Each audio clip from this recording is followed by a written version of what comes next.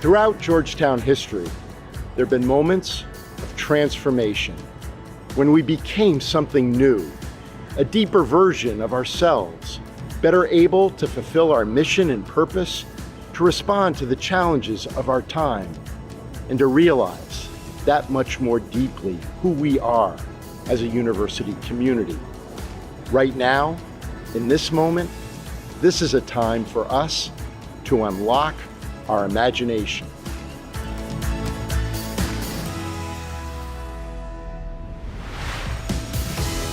For more than 2¼ centuries, we have called Washington, D.C. home. As our university has grown, so has our impact. Today, we're present across the city in ways we could have only imagined a few decades ago. The next step, the formation of our Capitol campus, just blocks from the United States Capitol. For nearly 150 years, our law center has called Capitol Hill home. Now Georgetown Law will anchor our new Capitol campus. At Georgetown, we seek to provide places for our community to do their very best work, where each member can realize their full promise and potential. Our vision for the Capitol campus, a place at the intersection of knowledge and inquiry, civic engagement, and building the common good. All the strengths of our community are coming together here.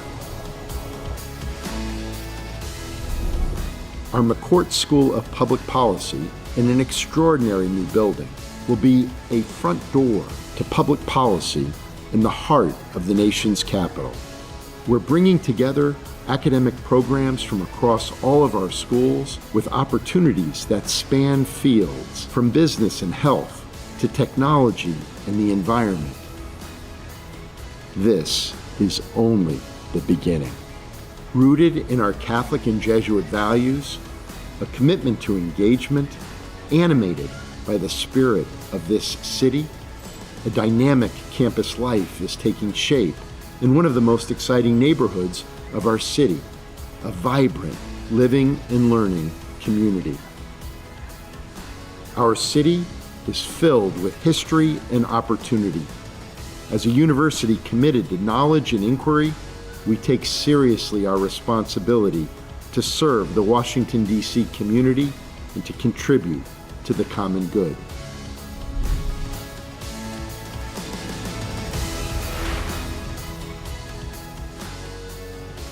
On the hilltop, in the Capitol campus, in Doha, and across our global community, we have an extraordinary opportunity.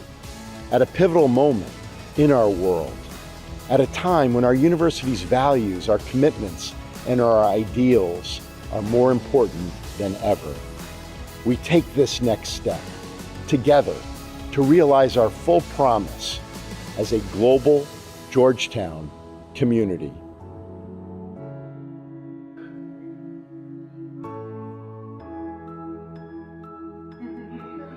Thank you. I'm David. Good morning. I'm David Green, Chief Operating Officer, Georgetown University. It's an honor to be with you here today. That video was filmed earlier this summer by our president, Jack DeGioia. It was really kind of the beginning of our public phase, sort of this campaign. Many of you that we ran into throughout the reception and the weeks before. This is sort of the first time we're hearing about the work we're doing and really hoping this event kicks off more of that communication and public phase of this campaign. You're in the brand new McCourt School of Public Policy, which we cut the ribbon for with Mayor Bowser, Deputy Mayor Albert earlier in September, and so welcome. It is one of our, if not our first major event in this auditorium, so please excuse any glitches, but welcome to our home.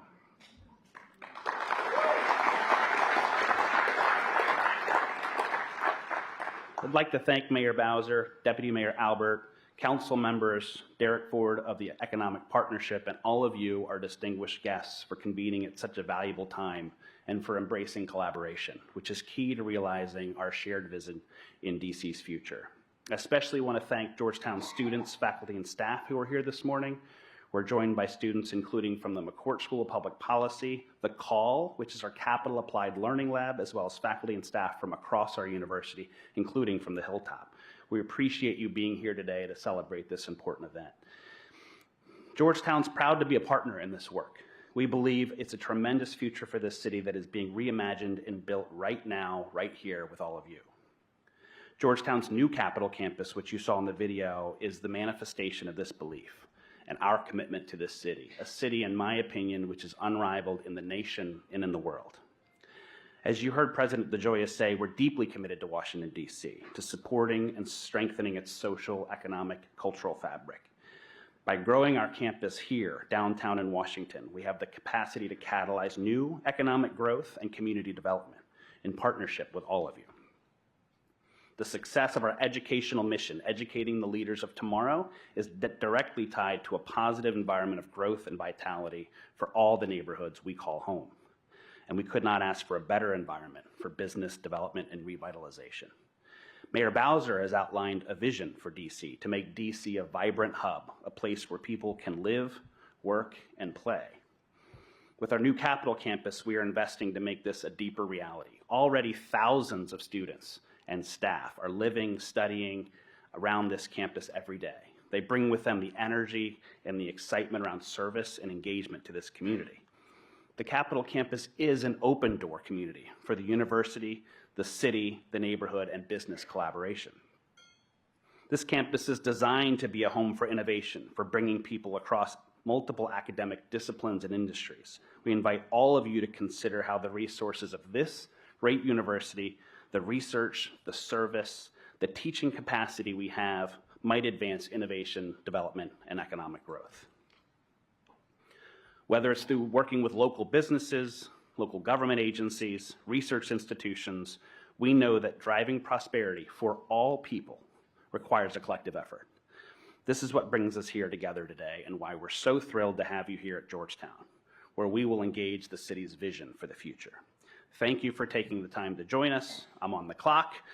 Once again, let me express our appreciation to the mayor's office, Nina, the Economic Partnership for bringing us here together today. And now I'd like to invite my friend Nina Albert, Deputy Mayor for Planning and Economic Development, to the stage to offer more remarks.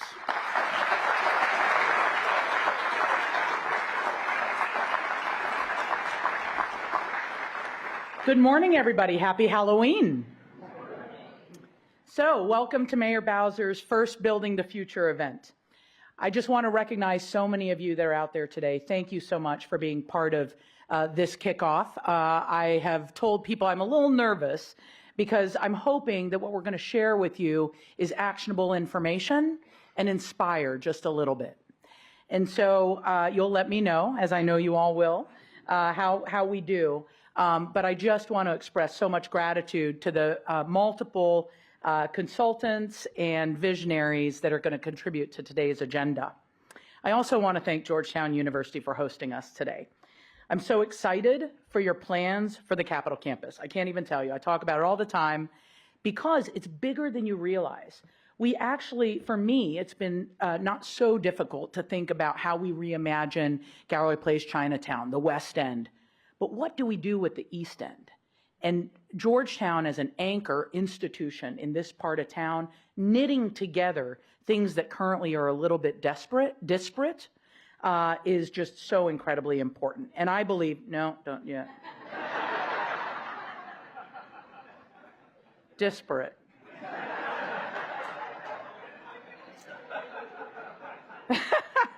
We know each other too well. This is good.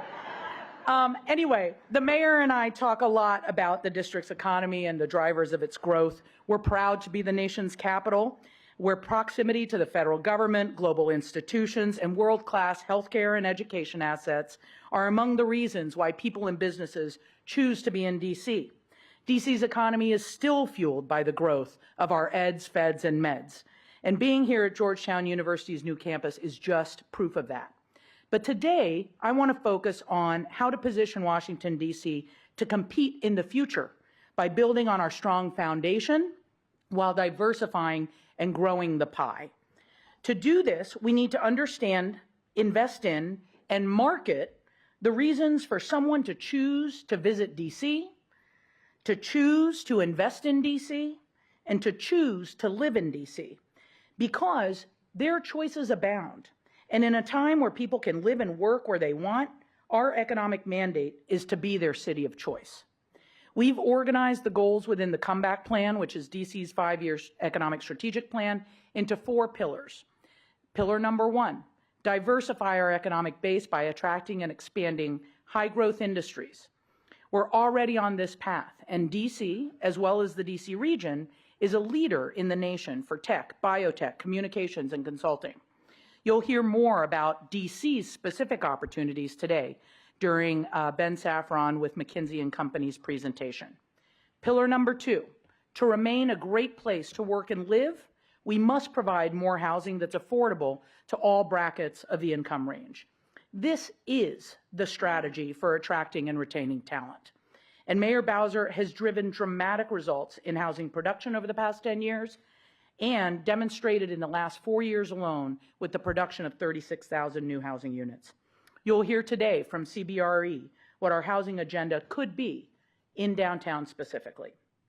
Pillar number 3, people come to capitals of countries and culture capitals because they want to have experiences and aha moments, personal breakthroughs that they can't get anywhere else. Our 3rd economic pillar is to be a destination of choice for visitors, for convention goers, for music, theater, food, art lovers, for explorers, and for students of history and society. We hit a great milestone this year by reaching a new record for visitation and attracted 26 million unique visitors to DC. And that's not counting the repeat visitations. But we have new opportunities in the years to come, and specifically to be on the national and the global stage with World Pride, the FIFA games, the semi-quincentennial, I've practiced that a lot, of the independence of the United States, and other major events coming in 2025, 2026, and 2027. How do we harness these events, this spotlight, to have people fall in love with our city and return time and time again? And finally, pillar number 4. DC is currently a choice for businesses owned by people of color and women and others. And we should be the center, the nation's model for inclusive prosperity. I'm not talking about the moral imperative, although I could.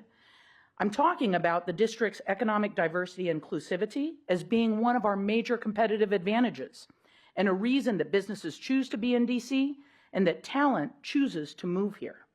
To be the nation's leader as an equitable economy means providing access to capital, providing technical assistance for new and growing businesses, and creating an inclusive business network.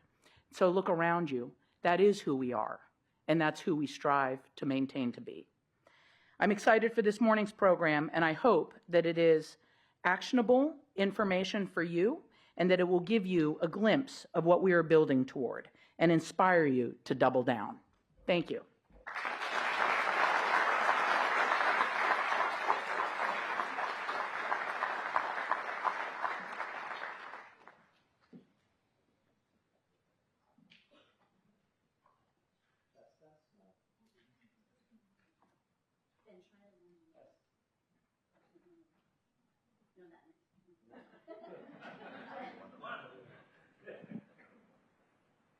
Human error, not technology error from Georgetown, human error. Great to be here. I'm Ben Saffron. I'm a partner with McKinsey in our DC office. And maybe more importantly, and why I'm certainly really grateful and humbled to be here, a lifelong Washingtonian. So really privileged to get a chance to, as the Deputy Mayor mentioned, talk a little bit about our work and an analysis on that first pillar and this question around what's going to drive DC's economic growth. What are some of the sectors and subsectors that we think are incredibly compelling and exciting for us to compete, nationally, if not globally. And to do so, I'm going to take this in 3 parts. First, just want to share a little bit about the current snapshot around our economic performance, the strengths and risks we see. Second, go deep into some of those sectors and subsectors, the places we get particularly excited about as a region, but also as a district in particular. And then last, share some ideas, some potential initiatives. And I'll say, as a preview, these are not necessarily things that the district needs to go do and invest in, but actually collaboration opportunities. And when we look at national examples, success really is about that cross-sector collaboration, private, public leaders coming together. So with that on the first part, A couple of snapshots around our current state in the economy. By most measures, DC has a set of economic outcomes that are very enviable. The #1 labor force participation rate, we put this against the sort of 10 regional and national metros that you'd like to compare DC against. And you can see, in several of these, it's not even close in terms of the distance in terms of performance. So labor force participation rate, the education attainment, I think something we know and we talk about, but one of the highest levels around share of population with bachelor's degrees by a wide margin. High household income, #3, close to Boston, trailing really only San Francisco. But we also see in the last two, there's still more work to do. Our unemployment rate is among the lowest. That's a little bit of a function of everybody wants to participate. And so because you want to participate, it means a lot of folks are looking for jobs. But we also know that for Black and Hispanic residents, the unemployment rate is 5 and 2 times higher than white residents. And so the last two really also speaking to this opportunity to make sure our growth is being shared. As we reflected on what was driving some of that success, some of the strength in performance, we kept coming back to some real foundational strengths, but many of those also connected to risks that suggest we can't really rest on our laurels, right? We have to continue to build on these strengths. So let me bring each of these to life. I think the Deputy Mayor mentioned the strengths of the feds, eds, and meds. 40% of our employment is in these 3 areas. These are resilient jobs, they are good jobs, they pay more than $100,000, and we need to celebrate that we have that base. But in terms of the risk, we know the lack of diversification can create exposure to different disruptions in those industries, decisions that might be made around remote work, and also we might miss some growth waves. We might miss opportunities for really high growth, high quality jobs. The second piece is a highly talented, knowledge-driven economy, high specialization in real, knowledge-driven areas. But we also have seen through the impacts of COVID that these knowledge-driven industries are highly mobile, that they have a disproportionate share of spending a day or 2 out of the office or even fully locating to other geographies. And that can have real impacts on our vibrancy as well. So how do we think about, maintaining that strength, but really trying to connect it to maintaining the vibrancy? And then last, the skills-driven workforce, it's not only a high education attainment, but the skills that we know companies are looking for are here in great density, right? Whether it's tech talent, cyber talent, general management talent. But we also know that means those that don't get those skills run the risk of not getting a chance to participate. And that we need to make sure that growth can be shared by all through the skills view. So let me go to the second piece, which is, what do we think it could mean in terms of focus areas or the subsectors or the places that might drive and continue to preserve that strength of those economic outcomes?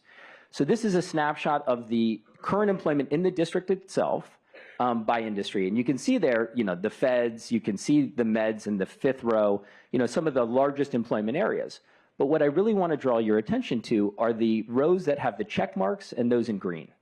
And these are what we are calling the tradable industries. These are the industries that DC is competing not just with Maryland and Northern Virginia, but competing with Austin, Texas, competing with New York City, competing with San Francisco. And a Austin resident is not likely to occupy a nursing job at Sibley Hospital, right? These industries are the places where companies and individuals making decisions are going to have impacts about whether it's going to be a district resident or not. And so you can see in the green bars the areas of the comeback plan highlighted: hospitality, tourism, education, research, consulting, business services, technology, media communications, and life sciences. And what we also know about these industries is they have an outsized impact on the economy, because for every job they create, you get 2, 3, 5 additional jobs because of suppliers, because of customers, but also because of the impacts they have on the local economy, restaurants, beauty workers, et cetera. And so the exam question we got was, look, this is helpful, but technology is a pretty wide definition, right? It can mean a lot of different things. There's a lot of different focus areas. Let's go deeper. And so I'll walk you through the methodology briefly before I get to what we got excited about, and just to orient you. We took those 6 sectors and we actually multiplied them into 36 different subsectors, much more focused areas. So not just tech, but we said cybersecurity or AI or fintech. And then we asked the question, where does DC have a real strong right to win? And where do we have a strong want to win? Right to win, we measure, we've got strong employment, we've got high growth, we've got specialization, and also DC is getting more than its fair share of regional jobs. That we have an outsized share of regional strength in the district itself. And on the want to win, this is where we see growth momentum. We see employment growth, we see high quality jobs, we see a lot of venture funding. And you'll see the 4 quadrants, but high right to win, high want to win, those asset sectors, those are the areas that we say, let's go celebrate and cultivate over the next 2, 5, 10 years. These are really the bellwether industries, and I think probably several come to mind. The upper left are high want to win, but sort of borderline right to win. We might have average specialization, and so those are some of the battlegrounds, and I think you're going to see a lot of what we might think of as regional battlegrounds, right? Areas where the region might be strong, but we don't think of the district as strong. And the bottom right is the other one I'll draw your attention to, which we call defend and extend. High right to win, but actually the tailwinds for those industries are not so high. That there is not as much inherent momentum. And so if we're going to focus there, we got to think about how do we get more than our fair share of that growth. So this was the result. The DemPet will know this is a simplified version of the result, but I'll get folks to get a chance to look at it, and happy to geek out in the data with folks. But let me draw your attention to a couple of things that really struck us around the takeaways before showing you maybe a simple version. In that upper right, those asset sectors, you see 2 things. The professional service-driven, knowledge-driven areas, consulting, which I feel required to make a joke of being a consultant and saying consulting is a sort of asset sector, but it is true. But also you see business support services, things that you can think about B2B type services, again, real knowledge-driven industries. The other thing you see in that upper right is a lot of tech-driven areas. And some of these struck us because actually when you look at the data, cybersecurity, AI and machine learning, areas that I would have ex ante said, I would expect a place like Northern Virginia to be strong, but maybe not the district. The district actually outperforms its fair share of employment. We're getting 50% more or 100% more than our relative share of employment in these areas. They're real strengths for the district. FinTech is another one, where we're really batting above our weight in terms of the strength. So we've got these tech subsectors that, again, knowledge, talent-driven, that are really compelling, really high growth areas. Let's keep cultivating those. The upper left, that invest to grow, again, is where I think you're going to see a lot of places we think of the region being strong, but we might not think of the district being as strong. So corporate headquarters, engineering services, we might think of the Dulles corridor. These are areas DC's got some strength, but right now they're high growth and they might be places we need to invest or compete to win to get more than our fair share. You also see a lot of media and communications in some of that category. And then the bottom right, you see a lot of education and sort of research-driven uses. So colleges and universities, research organizations, these, by the way, have been things that we've seen a lot of momentum with the location decisions around the district. They're not growing as a whole across the country, but maybe we get more slices of a fixed pie versus necessarily helping grow the overall pie. So a simpler version of that ultimate picture, you can see the 6 verticals, and you can see the 5 verticals. We had hospitality and tourism, but in a way that's sort of a cross-cutting theme, so we pulled it out there. But technology, cyber, AI, fintech, areas we get really excited about. Consulting, headquarters, engineering, marketing, digital media, college research organizations, health tech. And we held a series of roundtables with incumbent leaders, corporate leaders, venture capital folks in DC. And the other thing that really struck us is DC doesn't just have the right characteristics to compete and be one of the top areas. There's unique characteristics that really matter in these industries that you can really only say about DC. And several of them are very activated across several of these. So we talked a lot about talent, world-class talent and research assets, but also the fact that DC is a global gateway. A lot of these really benefit from that international connection, international community. The proximity to regulators. Several of these are highly regulated or might be highly regulated industries. So to be able to be proximate to those regulators is something really DC can uniquely say. And then lastly, huge opportunities to carve out a space to be a leading city for entrepreneurship for founders that are underrepresented, frankly. And so we saw that as very much cross-cutting themes across all of these. One last view, and then I'll sort of leave you with some of the big ideas and bring them to life. We also asked the question, what matters to companies when they're deciding to be in DC or Raleigh or Austin? And we looked across the sectors and subsectors and tried to have a simple version, but the top priority, really, when you look across all these, is talent, talent, talent, and then proximity to companies in your ecosystem. And those are the key constraints to their business, the number one factor. You have a mix of other factors, access to capital, really important for a lot of tech subsectors, real estate availability for research and education organizations looking for larger footprints. But for the most part, I sort of want to anchor you to say what matters to companies is around talent and the quality and proximity to that sort of local ecosystem and cluster. So with that in our mind, we started to brainstorm some ideas. I'll bring a few to life, but 4 categories we kept coming back to. And let me share the 4 categories, and I'll share a couple of case examples we drew inspiration from, but we tried to ask the question, what are some best practice things that are happening nationally? What did companies and interviews say could be ways to extend and build on the strength that we have across the district? The first was this idea of, can we be even more proactive? I think the deputy mayor opened, even more targeted in trying to attract some of those anchor companies. The companies that when they come, they have a real catalytic effect. People want to come and locate in and around them. And by the way, they could be companies, they could be higher education institutions that have a huge impact and benefit. The example, just to share quickly, the Roosevelt Island competition that New York City did with Cornell Tech to catalyze, health and technology innovation. And the other component we got excited about and got a lot of feedback was also, could we be really proactive on the global connections? Could we go and say, hey, London or Seoul or Singapore-based startup, come make DC your next location, and you can become an entry point into the US, if not North America. The second was the idea of developing our places or clear landing zones, and excited to hear the discussion that follows. We looked at the map around where these sectors are, and it's not really clear landing zones in many of them, right? I think actually life sciences and health, you see some of the anchors with Walter Reed or Macmillan. But for the most part, the idea of how do we create clear landing zones, clear place-based co-location, and also work with our anchor companies and education institutions to help bring that vibrancy, bring that mix of use. Can they be partners in doing that? And the example I share here, if folks haven't heard, Ford has made a big bet, $1 billion innovation district around mobility, renovating a train station downtown Detroit, but using it as a way to say this is going to be the landing zone for mobility companies and innovation, which they're doing from their sort of corporate reasons, but in partnership with the city and the state and others. Third is around growing our talent. And I'd say, by the way, retaining and attracting and producing and growing our talent. DC keeps 19% of our higher education graduates in the city, 38% in the region. An average state keeps about 55%. So we have a bit of a leaky bucket, and we know we're doing great in terms of this, but we can do more. This is the #1 decision factor.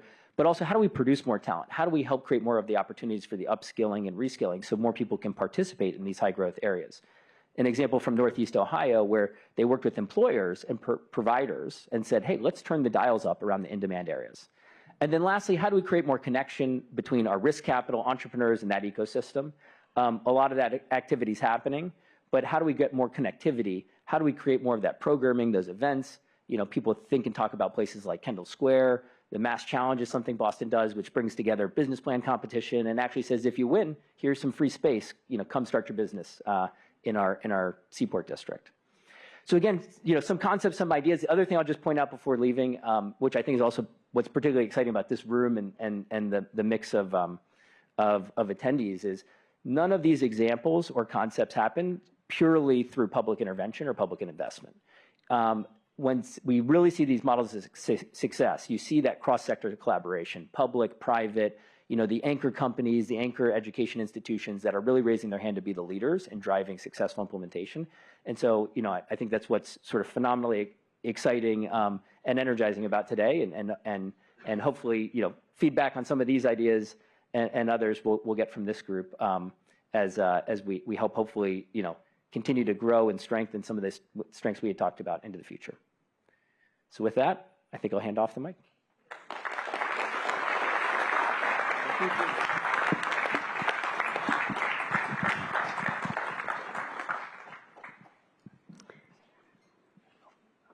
Good morning, everybody. My name is Kyle Shopman, and I'm the regional leader for CBRE. We so appreciate being part of today's program because, like all of you, we are very much invested in the future of our city.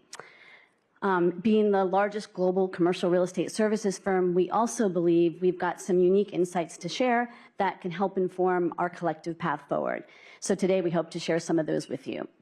I'm joined today by John Stevens. He is part of our America's Consulting Group, and his team focuses on really looking at our house view, but then also working with clients on what the future of cities is all about, and how do we really bring that to life both locally and then globally.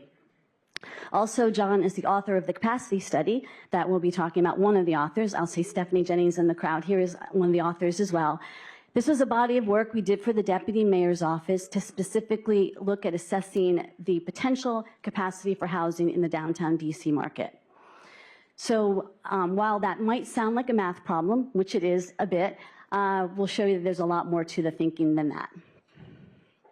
So today we're going to focus on two parts.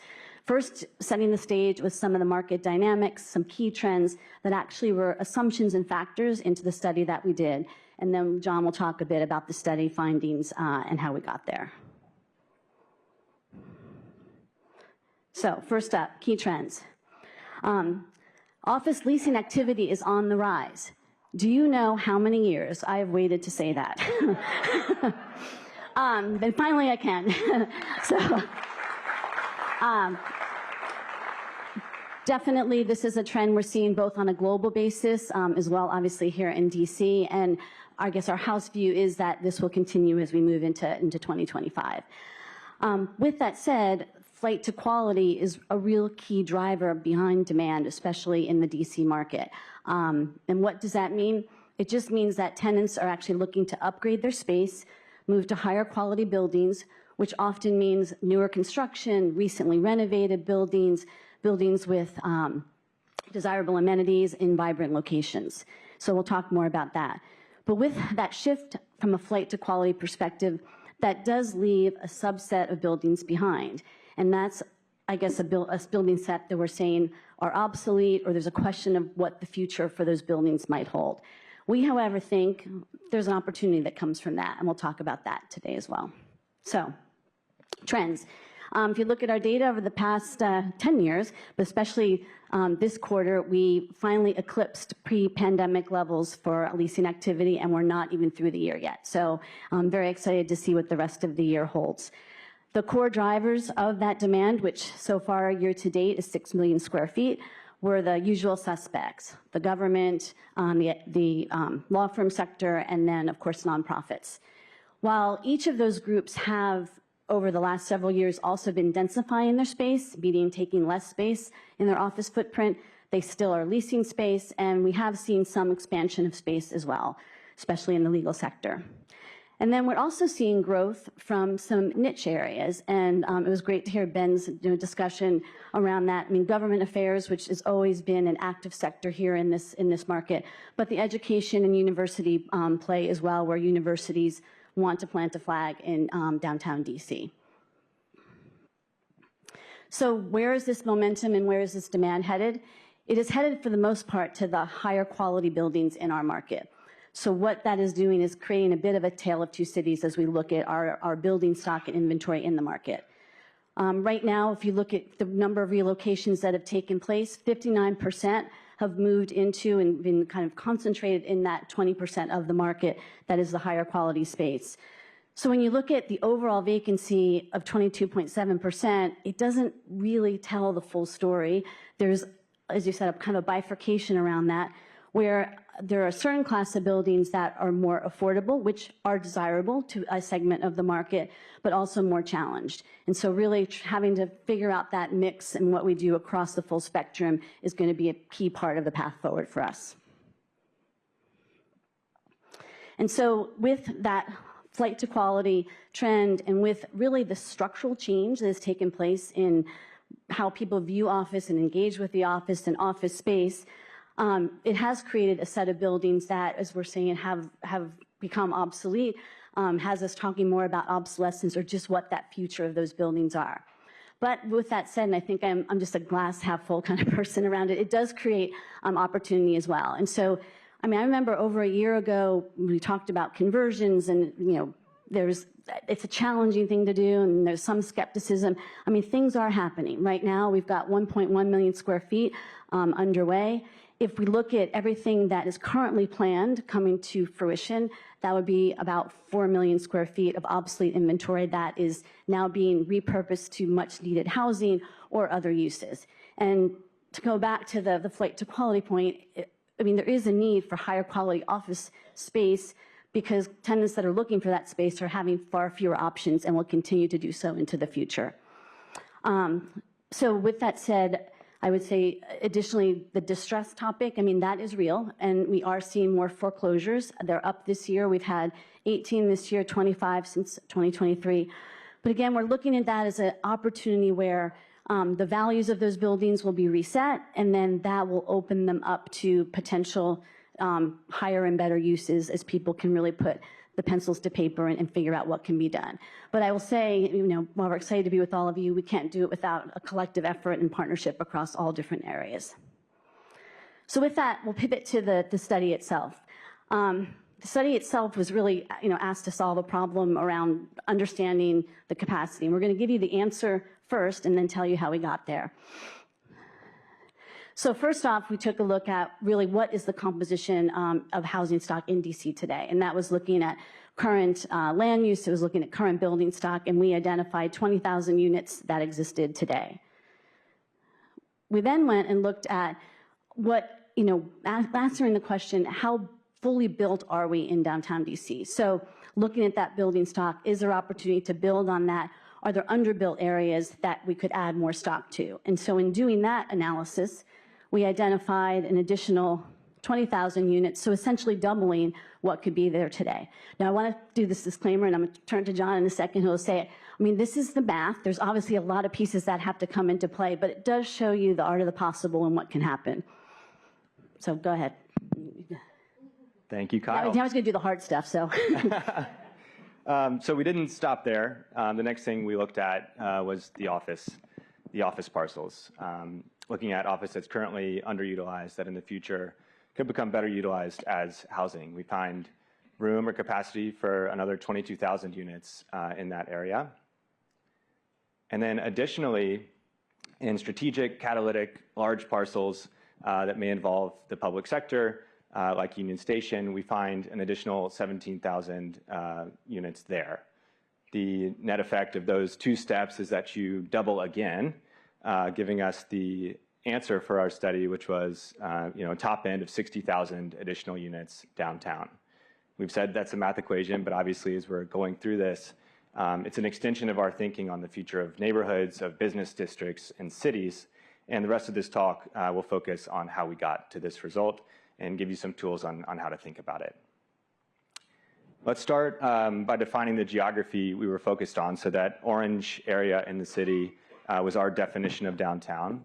And this picture also has a bunch of blue dots on it. Each blue dot indicates 10 housing units in the district.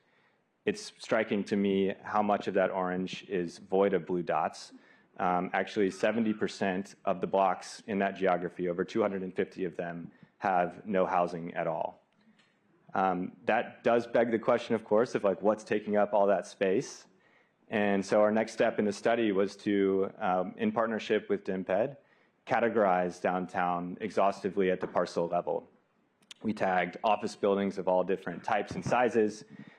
We tagged those candidate parcels of either underbuilt or sort of strategic nature. We found hotels and retail, the existing residential, as well as open space, parks, and plazas. But there's a lot of complexity there. There's over 2,000 parcels in this geography. We obviously needed a way to identify zones that have some shared characteristics that may have something to say about their future. And so we ended up breaking down the downtown geography into 11 micro-markets.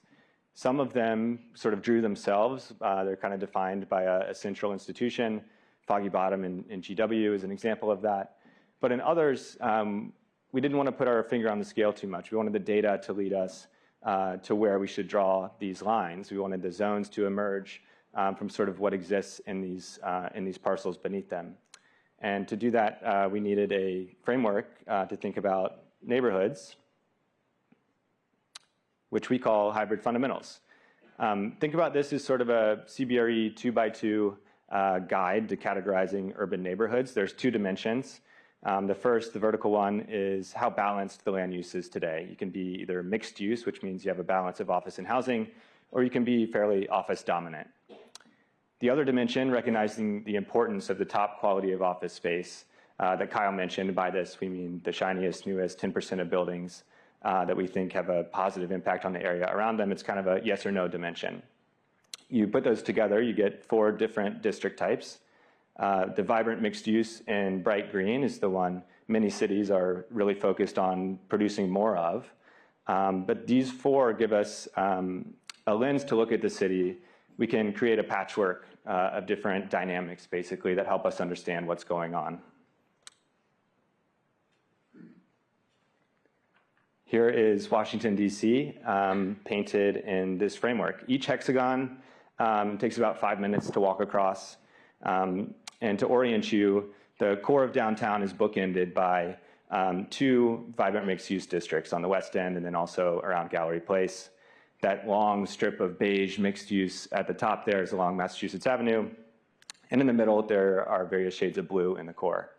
Context on just how much blue there is, in New York City, the biggest single collection of the dark blue hexagons is 4. In downtown DC, we have 2 separate clusters that are both bigger than that. Ultimately, though, this framework helped us determine the size and shape of all the puzzle pieces that are our downtown micromarkets. We are going to look at the stats sort of underneath 2 of them. By way of example, Metro Center and Gallery Place. Metro Center is blue, meaning it's more office dominant, but by the numbers, it's actually has 1/10 the residential balance of Gallery Place. For those statistics, the 20,000 square feet of office, think about that as a single floor of office space. In Gallery Place, there are over 10 residents per floor of office space. In Metro Center, there is less than 1. Gallery Place also, we think in our study, has the capacity for 9,000 more residential units, could become even more of a residential hub, whereas Metro Center has room for half of that. If the future of Metro Center then is predominantly commercial still as it is today, then perhaps what it needs is more and better office space to help bring that prime office percentage closer up to where it is in Gallery Place. We do think you can add enough housing there to turn it bright green, however. The micromarket framework also has an additional benefit. There are some cases where one of those big strategic parcels exists smack dab between them. And using this lens, we can think about the FBI site, which we'll hear about later today, not only as a big piece of land to play with, but also as a crucial link between 2 separate micromarkets that, if thoughtfully reinvented, could become a crucial link and give us a more integrated and vibrant downtown. Now, the 60,000, we've said it's a math equation several times now. How many units we get and how fast we'll get them depends on 4 factors. Number 1, I think we should start by collectively determining the future vision for each micromarket. What does each micromarket need to become the best version of itself, even if it's a mix of things and not just housing? Second, there are several ways the public and private sector can work together towards shared goals. The first tranche of opportunities are already underway under partnerships. But we think there are many ways we can help projects progress more quickly, boost financial feasibility, so that we can all see the future we're both invested in. Third, we'll hear about this a bit later today as well. Washington has the unique position of, opportunities can materialize just with a few different decisions made by federal agencies or other public sector entities. We should pull that lever and think about the difference that could make. Those strategic parcels are really, really important. Lastly, sort of an obvious point, but macroeconomic and capital markets factors, interest rates, construction costs, the return to office will influence which projects make sense to which set of stakeholders on which timelines as we go forward, something we at CBRE are quite riveted on. I want to leave with a picture that makes me quite optimistic about the future. You saw the blue dots earlier. This picture is different. It has green dots. Each green dot represents 10 units that are already in the conversion pipeline. 60% of those are going on blocks that already had housing, so you're adding more housing to already mixed-use areas.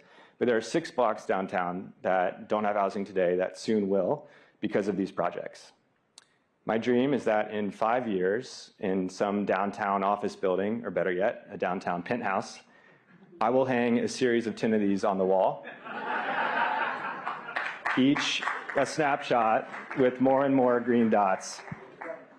It'll be a picture of the transformation we all have a hand in delivering. Thank you very much. Yeah, thanks. I just want to add my thanks as well. We're all in this together, as we said, and if this study helps inform things that you all are working on, please certainly don't hesitate to reach out. So thank you again for the opportunity.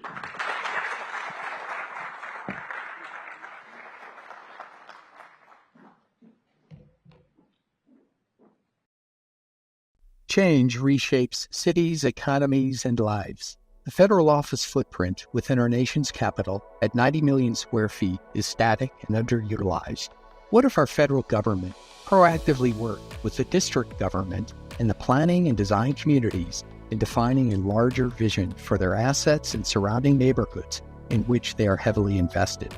At Skidmore, Owings & Merrill, we believe vision, policy, and enabling mechanisms are necessary to transform these federal spaces into dynamic, adaptive, and sustainable environments for the citizens who work and live within our city.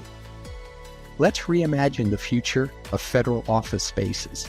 6 million square feet of government offices can become an education and cooperation hub, with 5 million square feet available, nurturing the next generation of policy thinkers and diplomatic leaders. The federal rectangle shifts from a governmental center to a vibrant crossroads of diplomacy and culture, where education and public engagement merge, creating a new civic landscape. The Federal Triangle has historically been a workplace district, which is about to change. By creating spaces that blur the lines between work and life outside the office, we are energizing the heart of D.C., steps from the National Mall.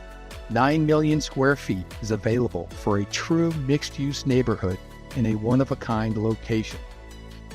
Our vision breathes life into a storied place that connects visitors from the Monumental Mall and draws them through the streets towards Penn Quarter, Chinatown, and Mount Vernon Square.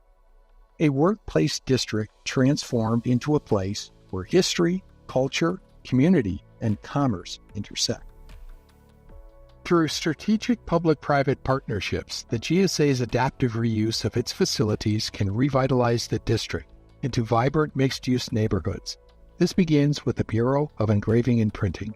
These buildings shift from federal offices to affordable and market housing, public library, school, hotel, museum space, convenience shops, and retail, creating an inclusive neighborhood that responds to the growing needs of the district's communities.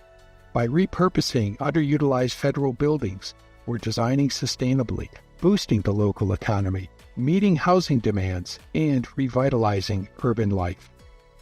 At SOM, we're redefining how federal spaces interact with the city, creating and empowering communities for today and tomorrow.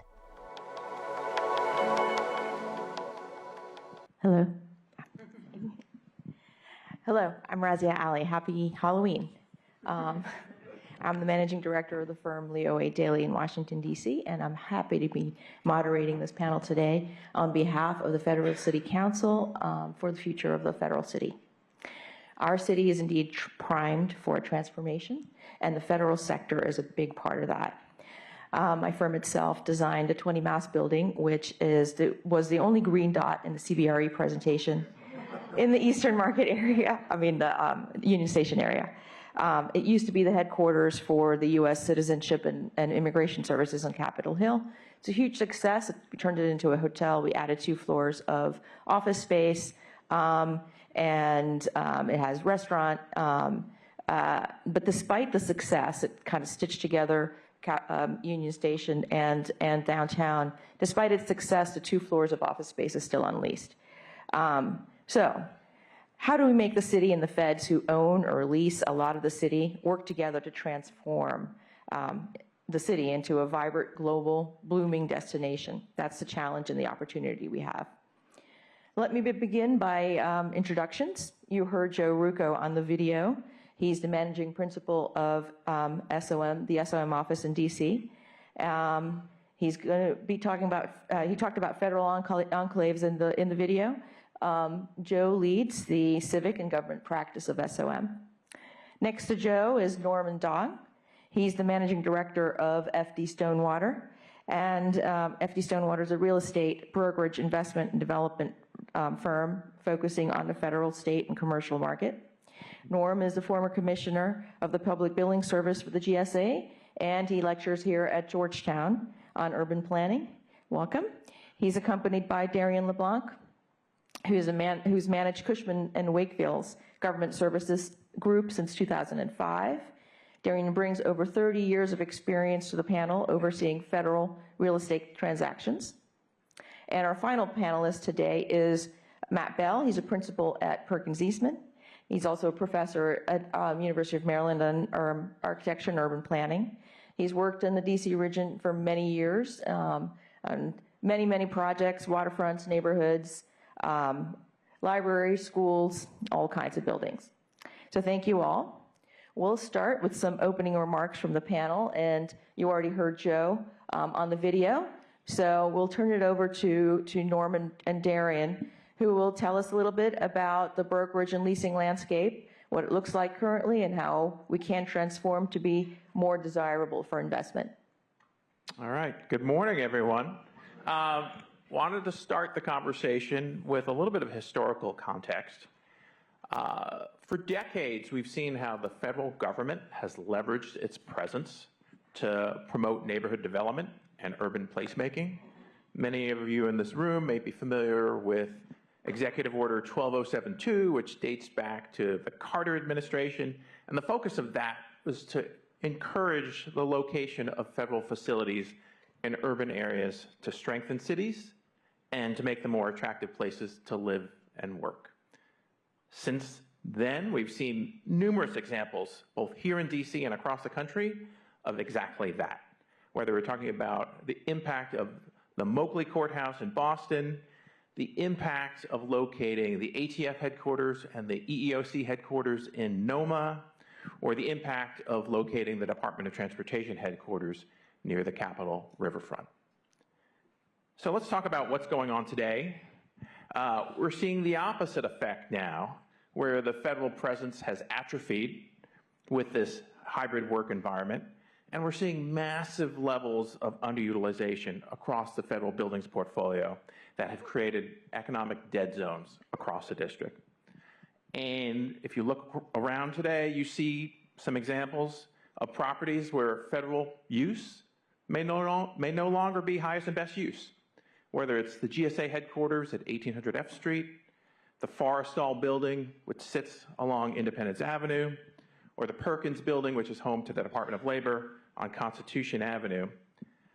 And we've been talking about this problem of underutilized federal buildings for more than a decade, and I would say that, okay, the problem has only gotten worse.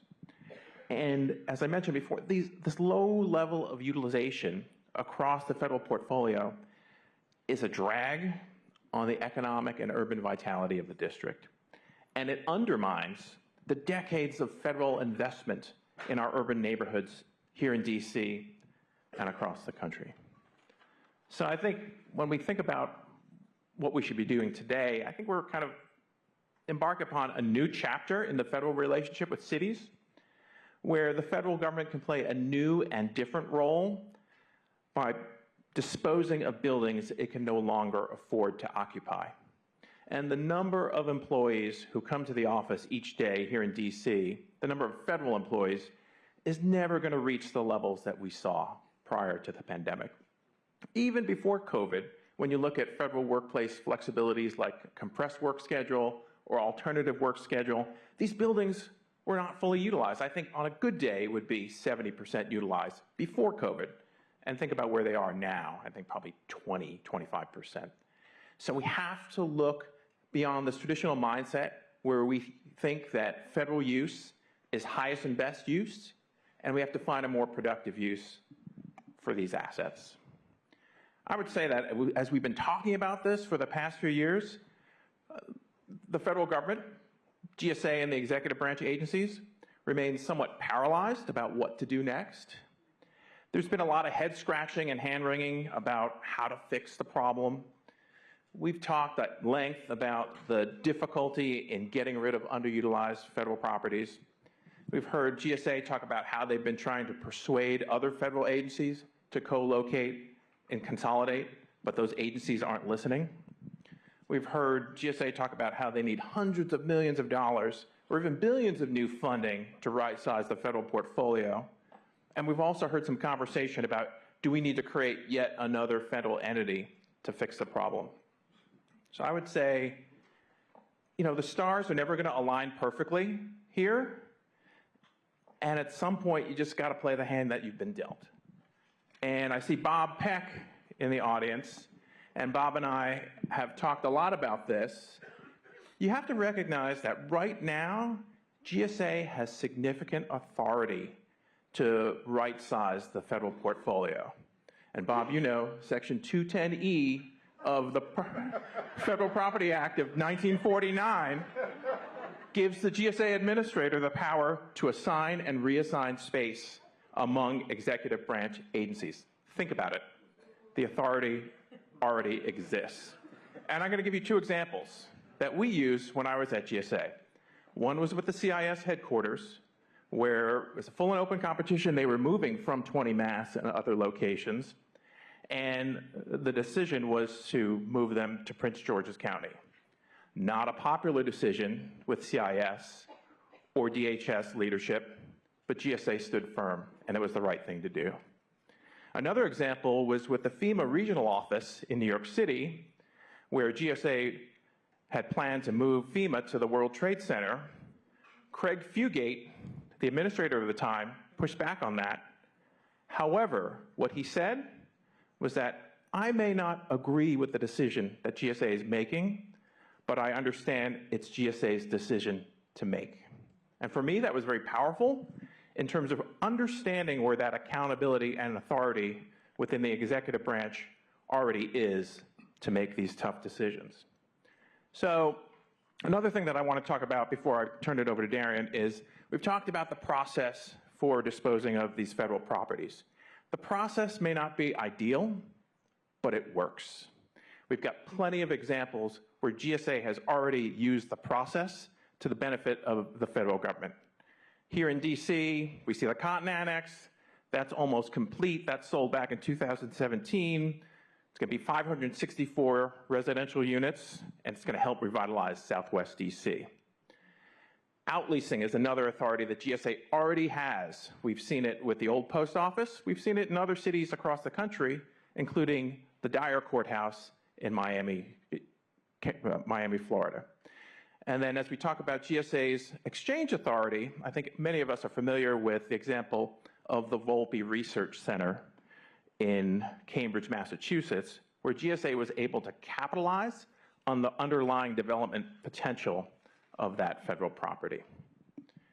So finally, I just want to talk about the balance between owned space and leased space. When I was at GSA, when Bob was at GSA, traditionally GSA has focused on investing in the federally owned portfolio and reducing the reliance on leased space.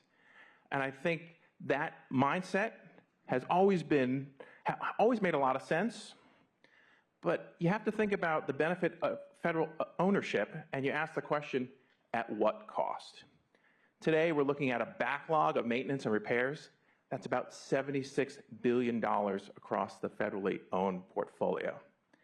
And you gotta consider how construction costs have soared post-pandemic. And you gotta think about the cost of upgrading and modernizing a single federal building here in DC. That's easily $200, $300, $400 million.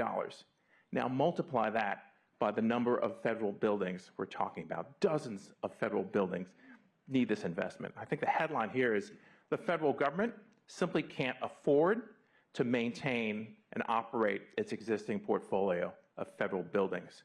So that's why we need to have a new conversation about leasing and to consider the inventory of available space in the commercial office market, space that is more modern and efficient and probably lends itself better to the needs of the federal workforce. And I would say, and I think Darian will agree, that federal agencies can capitalize on the market conditions that we're seeing right now that heavily favor government tenants. So with that, let me turn to Darian. Thank you, Norm. The leasing environment in the District of Columbia is the opposite side of the same coin as the federally owned portfolio. I'm going to give you some stats in terms of where we are right now. So the federal leasing portfolio regionally maxed in 2011 at about, call it 56 million square feet. We saw pretty significant downsizing, under the Obama administration from originally freeze the footprint policies and then migrating into shrink the footprint policies from the Obama administration through the Trump administration and now through the Biden administration, where we're now at about 44 million square feet regionally. About 50% of that, plus or minus, is in the District of Columbia. Of the 44 million square feet regionally that the feds have under lease, 36 million square feet of those leases will expire between now and the end of 2028. Okay, we are at a crossroads as it relates to the leasing environment, and the feds have tremendous opportunities to create a workplace environment that suits the needs that they have today and tomorrow, but it's not going to take care of itself. One of the things that, as we were preparing for this, Nina hit me with a question that I really struggled with, which was, what's the ask? What is it that we're asking of the federal government as stakeholders in the city? I'm a native Washingtonian, born and raised here. I've seen the evolutions come and go. What is it that the feds need to do to help the city, help themselves, and to get us to a more modern workplace? And in my opinion, and I'm not pandering, but they need to look really no further than what the District of Columbia is doing. Shout out to my friends at the DGS. They are monumentally, the District of Columbia, they are monumentally forward-thinking. No, I mean, let's think about this.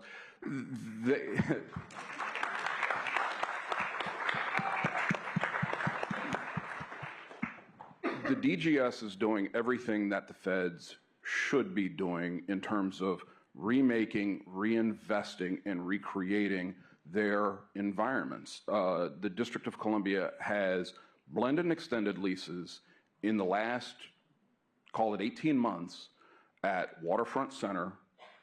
That is, what, 500,000 square feet, 64 New York Avenue, the gateway on New York Avenue to the District of Columbia, 250 East Street, 1200 First Street. The list goes on and on, where the DGS and their support group at Savills have engaged preemptively and proactively with owners to look at these leases, determine, are the leases right-sized? If they're not, they make adjustments. Are they long enough? In most cases, they were not. They added term, they got concessions from the ownership, they were able to give owners what owners need, which is stability and predictability around the assets that they own, okay? And they, in turn, were able to leverage that predictability into opportunities for DC. And they are in the process of completely remaking their entire portfolio beautifully, in my opinion. The feds, on the other hand, are sitting around with 36 million square feet of leases that are getting ready to expire and no plan, or maybe it's not fair for me to say there's no plan. The execution on the plan that they have is still something that there is very little transparency around. I'll give you some examples of, we've been talking about conversions and the re-envisioning of the city. Multiple buildings that have historically housed federal agencies. I'm talking about 1425 New York Avenue, which was a building that was historically leased to the Department of Justice and the Department of Treasury. Right now, I drove past it on the way here, is completed. They are converting it to resi, okay? And that is one of those green dots that was on the map that Kyle showed. Another one, the old headquarters for the Peace Corps at 1111 20th Street. Again, they have redelivered, hitting remarkable residential rents in the rental market. These are 1125 15th Street is another one that's going. But it took so long to get clarity in terms of what the feds were going to do. Were those leases going to get extended? They didn't get extended. Could they be released to the federal government? Could they be released to the commercial sector? They couldn't, okay? So we moved on to what is next. We should be proactive. We should not be reactive. These buildings should not be sitting on the sidelines as economic dead zones for years, waiting for something to happen, when the only thing that needs to happen is the city, the GSA, the real estate, the ownership community, the brokerage community, understand what needs to happen. This is not rocket science, guys. We can figure this out and make it so that, you know, the owned portfolio, which Norman covered, the lease portfolio, which I'm covering, and the city and all of the, you know, the different stakeholders that are here in this room understand that having empty buildings, whether they're leased by the federal government and the feds are wasting money on space that they no longer need, or whether these are buildings that the feds decided to move out of and they're sitting because the owners are not quite certain exactly what to do with them. This is a conversation that we should be having proactively. And so, Nina, that's my ask.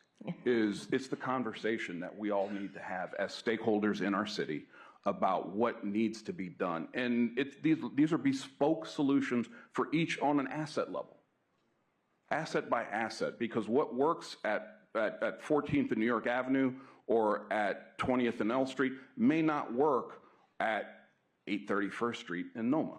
It's a completely different submarket, but the solution will come about through the dialogue that we're having with, you know, all of the different agencies. So that's sort of, you know, whatever that's worth to the people in the room, you know, my take on where the leasing portfolio comes from. We've got enormous opportunities to reinvent what we're looking at through these 36 million square feet of expiring leases. It's not going to happen by itself. Let's get to work. Thanks. Let's turn it over to Matt now. I know, Matt, there's going to be a lot of consolidation over a relatively long period of time. Walk us through disposal. What can we do now? What's the potential for the city? Good morning. That wasn't, I saw all that coffee out there. You people can do better. Good morning. Much better. Good. So by way of background, one of the things that we've had the pleasure of working on recently is a visioning plan for Gallery Place in Chinatown at Perkins Eastman with Nina's office, and they gave us a site boundary, and we immediately threw that away and started looking at areas outside the site boundary. And we started scribbling away on different sites and saying, what about this and what about that? And one thing led to another. And it gave birth to sort of really rethinking some of these priority sites downtown. So I want to show some of those to you. Each of these are big enough to make a difference. And I think that's really important. These are not small sites. These are sites that can really bring a lot of benefit to the city. And we've learned leading projects like the Wharf and McMillan how important big sites are to the city to really bring about change. They have the possibility to transform neighborhoods and really move away from a kind of zoning CBD mentality to the real city. And my partner Sten Ekstad always says the real city is messy, and there are things that don't work and things like that. And I think that we really need to think about how we build a city that is a little bit messy and not quite as tidy, and people can live in and feel comfortable living there. Each of these sites has issues. Some of them are architectural issues. We wouldn't miss the buildings. Some of them are locational issues. Some of them are both. We think they're all good considerations because we think in each of these places we can do better. We have modeled mostly residential development. That's not the only thing you could do here. That was one take we put on it to show residential development. Obviously, people in this room will have different opinions about how different sites can be used, but that was the first thing we did to just show that. And really, it's the first look at the art of the possible. We've sort of modeled them by right, and there'll be sort of as many opinions as there are people in this room about some of these sites, but let's give you a look at what they are. I'm going to stand up and do this because they forgot to bring the large print computer down here for me, so I'm going to stand right here. and do this. Okay, so we looked at these sites, the GAO site, the FBI site, which everybody knows about, the Department of Labor site called the Perkins Building, the Forrestal site, and the total shown get us to over 7,000 new residential units, which is really a conservative number at one level because we know that there are different ways to calculate these things. But we sort of said, well, let's play it straight and look at it by right. And they're all different neighborhoods in the downtown area, one across the mall, which we think is particularly useful to think about. Here's a sort of view of all of them. They would all be of great benefit to the areas that they reside in and bring vibrancy, particularly if they're developed as residential to a lot of these places. So those are the numbers there. The first one, of course, is the FBI building. We've been looking at this for a long time. Everybody has opinions about what should happen there. Clearly, one of the things about the FBI building that is really a significant advantage is the Pennsylvania Avenue address, as well as being part of Gallery Place, Chinatown, and the theater district there. So there's a lot of different things that can happen there. It is a remarkable piece of architecture in many ways.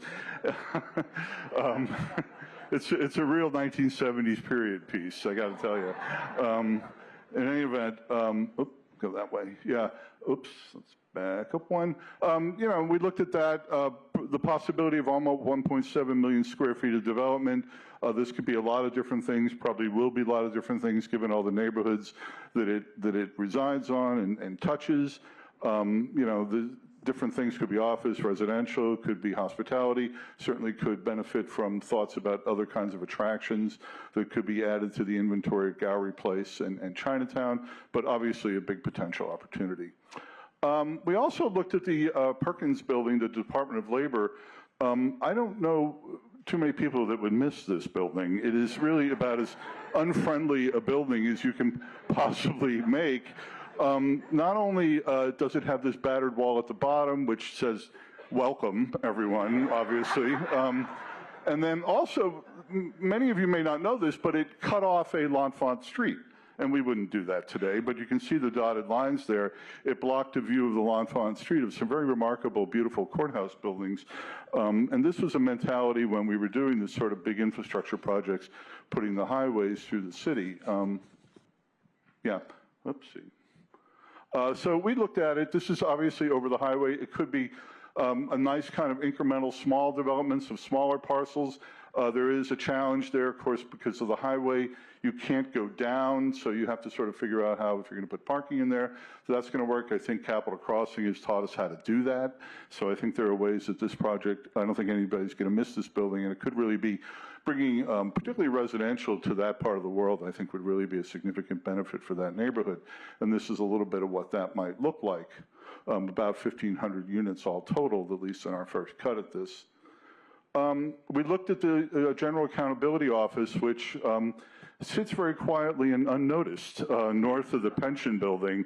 But you may not realize this is 6.4 acres, which is, you know, when we were talking about it in the office, I thought, and I found out how many actual government workers are actually working in that building, which is not very many. I thought it must be a little bit like The Shining, you know, where you hear people down the hall, you're not quite sure what they're doing, you know, things are a little spooky, but it's a big building, an enormous building, and a very, very prime location there, part of the Gallery Place, Chinatown area. Yes, see, I keep doing that. Butterpaw. Anyhow, so you can see that it could really make a beautiful sort of addition in a residential muse sort of way, complementing the National Building Museum and bringing significant opportunity for redevelopment in that area. We're looking possibly at potentially 1,600 units here. And this is a little bit of what that might look like. And of course, it would have a potentially an enhancing axis for one of the nicest buildings in town, which is the Pension Building, the National Building Museum. National Building Museum, yes, I got that. Yeah, okay. And then one of the things we did look at early on is, one of the things that's really important to remember about these sites, and they're so big, is that they're big enough to put other uses in them. Like if you've been to the Anthem at the Wharf, you know that it's ringed by residential and retail uses, and it has a 6,000 person performance venue in the middle of it. These sites are big enough that we can park other kinds of uses in them and build residential around them. They're not 3- and 4-story sites. These are tall enough that we could actually program them in ways that can have a lot of vitality. And so we did this study to show we were looking at maybe a small arena or a practice facility for the basketball teams and whatnot, but that's a possibility here as well, and you could even stack those things. So that has some real possibilities. And the Forrestal building across the mall is a big building. It provides a very, very wonderfully unique view of the Smithsonian Castle there. It's there, trust me. We would not allow this building to happen today, obviously, but it is a significant sort of visual blockage of 10th Street. And 10th Street's become even more important because it is one of the connections between the mall and the wharf. And that, we think, is something that really needs to be enhanced in terms of really connecting the city together. So we think that's a good opportunity here. Did I? Oh, okay. That is a number of, 11 acres all totaled. We could put some of the L'Enfant grid back. We could have, let's see, almost 3,000 units in that area, and I think that would go a long way to making the federal enclave there less of a kind of no human zone after 5 o'clock. And, this is some of the breakdown of what these things could be like. And then, there are other kinds of uses. You could put office uses and other things there. It's a significant opportunity, probably the best opportunity in that part of the city. And I think these are all serious players in terms of thinking about what to do with, as my colleagues here have said, with federal properties in the district. Thank you, Matt.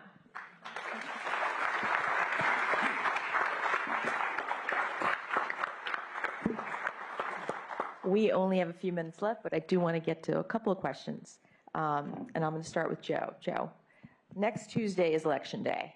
And despite a new administration, it's safe to say that we're not going to have a city anymore with federal workers pouring in the morning and then leaving at night. But these ecosystems that we can create, the mixed-use buildings, vibrant mixed-use buildings, have to balance security with sustainability, with porosity. How do we do that? Yeah, thank you. Well, I will say the greenest building is the building we already have. And so I think it's very rich there. We need to utilize that to the extent we can. We designed the embassy in Ottawa, and after the Moreau federal office building explosion, it just changed the thinking of secure facilities downtown. I think through thoughtful design, these can be very well protected from a human-centric perspective to allow the individual to pass through these streets to enjoy the outdoors, but yet go to the workplace, be it a secure facility or not. What we're seeing, ironically, is with the Department of State, we do a lot of embassies. The embassy model used to be, let's locate outside the city. Well, that's not really good for diplomacy. So now they're rethinking that. All the embassies are now being built in foreign central city centers. That's where they're taking place. So we're designing around security. It's easy to do, thoughtfully. It's important.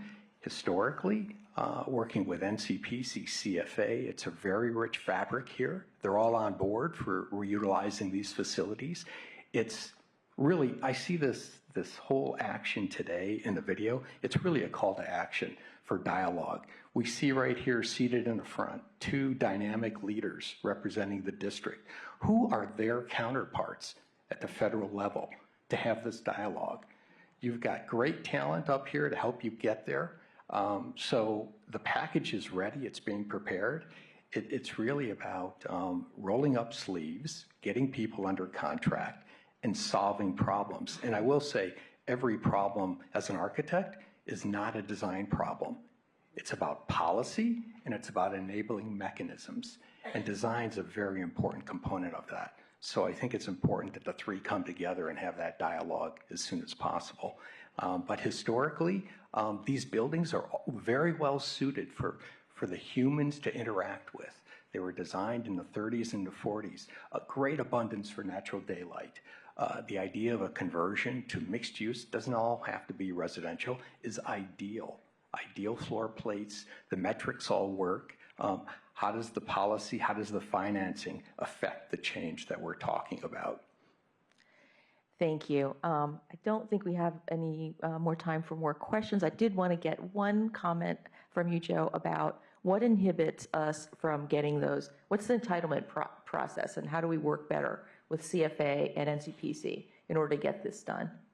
Yeah, good question. We're working on the Bureau of Engraving and Printing headquarters, relocating outside DC. We mentioned it in the video, converting that to mixed-use residential, school, community neighborhoods.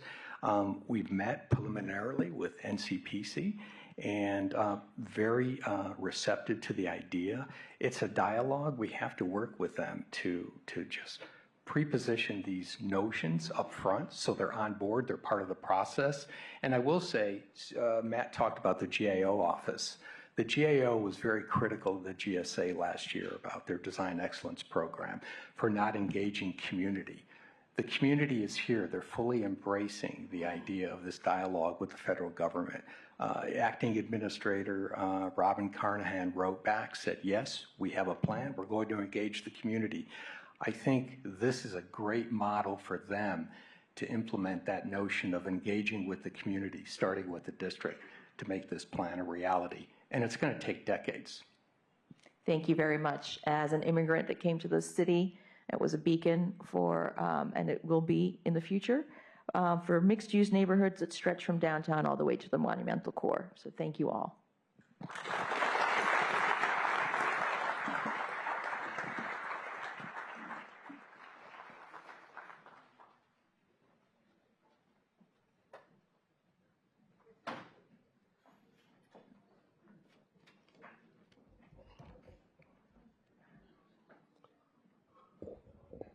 Good morning, all. Let's say it one more time. Good morning, all. My name is Antoine Ford, and I'm president and CEO of Enlighten Incorporated and a proud native Washingtonian. For those of you who don't know, come on, let's go. Good. For those of you who don't know me, I run a cybersecurity firm, system engineering, and other services in the District of Columbia. We actually moved from downtown DC to stimulate beautiful Anacostia in 2021. Where we now have over 200 employees and have recently worked with organizations such as AmeriHealth to hire over 35 folks that come to work in Anacostia every day to do work. What's happening in Anacostia at this point? I'll mention this a little bit because we're creating jobs here. But not only that, there's new restaurants like Sapadilla and Kitchen Savages, which took advantage of the food access grant that DEMPED had to create a place for employees to go and eat in Anacostia. And so we see an ecosystem that's working together to ensure that people come to work in these particular places. So that's what we're looking at here. So far, we've heard major trends and opportunities for our city, and I'm excited to be part of DC's future economy. And that's why it's critical that we attract not only high growth businesses and to invest in the vibrancy of our downtown, as well as the growth of DC. But I also want to talk about casting a broad net and to harness the talent of Washingtonians, because we know that sustained economy's future relies on what? Qualified working people. You mentioned about talent, talent, talent. We need people who are eager to jump into jobs of tomorrow. And I can say firsthand that we have talent to do this. We have young people that are hungry, who are driven, who are innovative. I'm proud to be part of and chair the board of the District Workforce Investment Council and a trustee at the Federal City Council, where I lead the local program, which talks about focusing on hiring first local DC residents. So I need everybody to repeat after me. Hire local, first. We got a commitment, Deputy Mayor. All of them said it, we heard it. But in this job, I have the opportunity to work with not only our government partners, but we're able to work with government partners, our employers, our education institutions, to ensure that we're working in a unified manner and we're not having these stovepipes anymore. So we're proud to be able to do this. In doing this, we also work with the trainers to ensure that we're training for the right jobs, paying the right amount of money so that everyone in this city thrives, not just having working poor. We are too much of an important city to have anybody left out. And I want to make sure we have a commitment for that. Do I have a commitment? Can I get an amen? I love this. Let's keep going. We not only work with youth programs here, but we work with programs like On Ramps to Careers and CityWorks to work with students who are committed to learning on the job. And we just don't give them playthings to do with our students. We're giving them real work on-the-job training, so they have something that they are able to use firsthand. Last summer, I'll tell you what, we had our interns and our apprentices work together to develop an AI tool that I'm using for our federal contractors. They don't even know it. I'm doing in the defense sector that high school kids and apprenticeship develop an AI tool to make their job more efficient. That's the type of talent that we have in this city.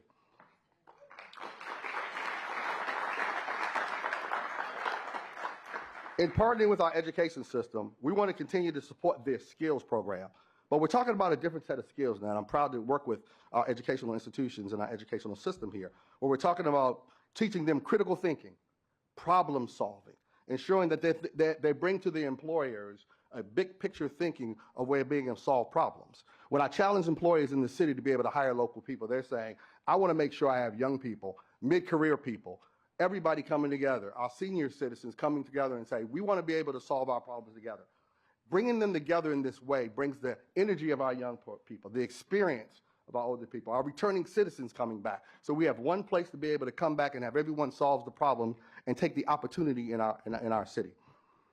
So we're talking about training programs that are preparing for the next generation here. We're talking about encouraging you to make sure, give everyone that you can an opportunity to be an intern. Give them an opportunity to be an apprentice. When dinosaurs roamed the earth, my first job was SYEP.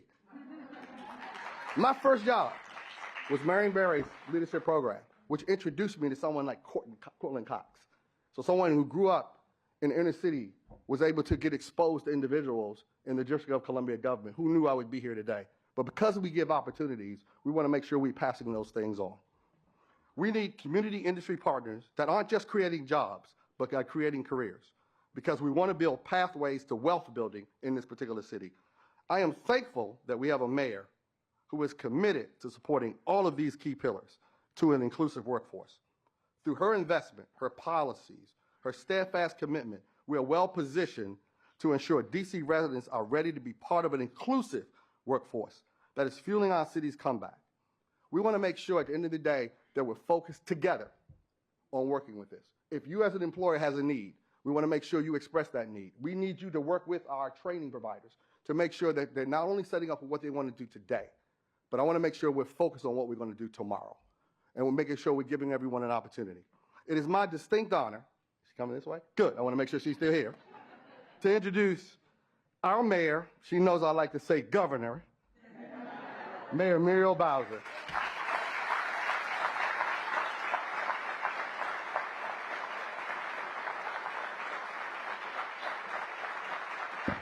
Well, good afternoon, everybody.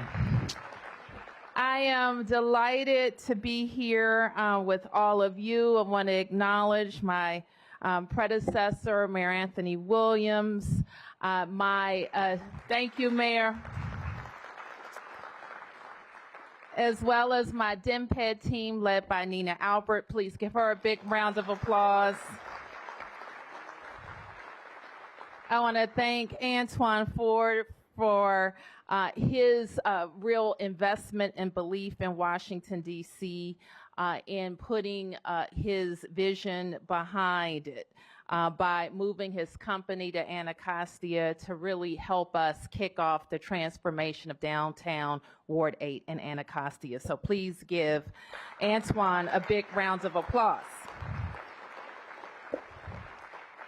I also want to welcome you on behalf of our friends at Georgetown to their new facility in the downtown. Isn't it lovely? In the home of their School of Public Policy, right here within steps of the U.S. Capitol. So it is indeed a great opportunity for their students to come around the world, just like a lot of people in this room came to Washington, D.C., to go to college, fell in love, and stayed right here in the best city in the world. So I also want to acknowledge Nina for something else kind of special. She had her 1-year anniversary back in D.C. government.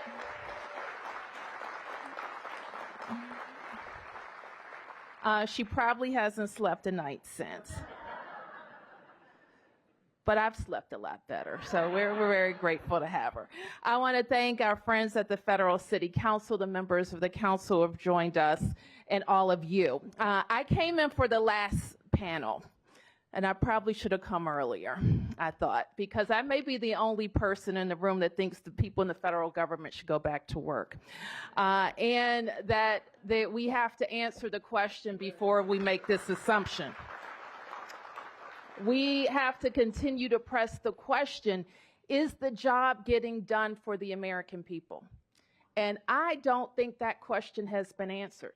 When I go around from agency to agency, when I hear from DC residents about waiting for their retirement benefits or trying to get a passport or making sure that they know what's happening with kids in school and SNAP benefits and all of those things, you would expect that everybody is, really happy and honky-dory, but they're not.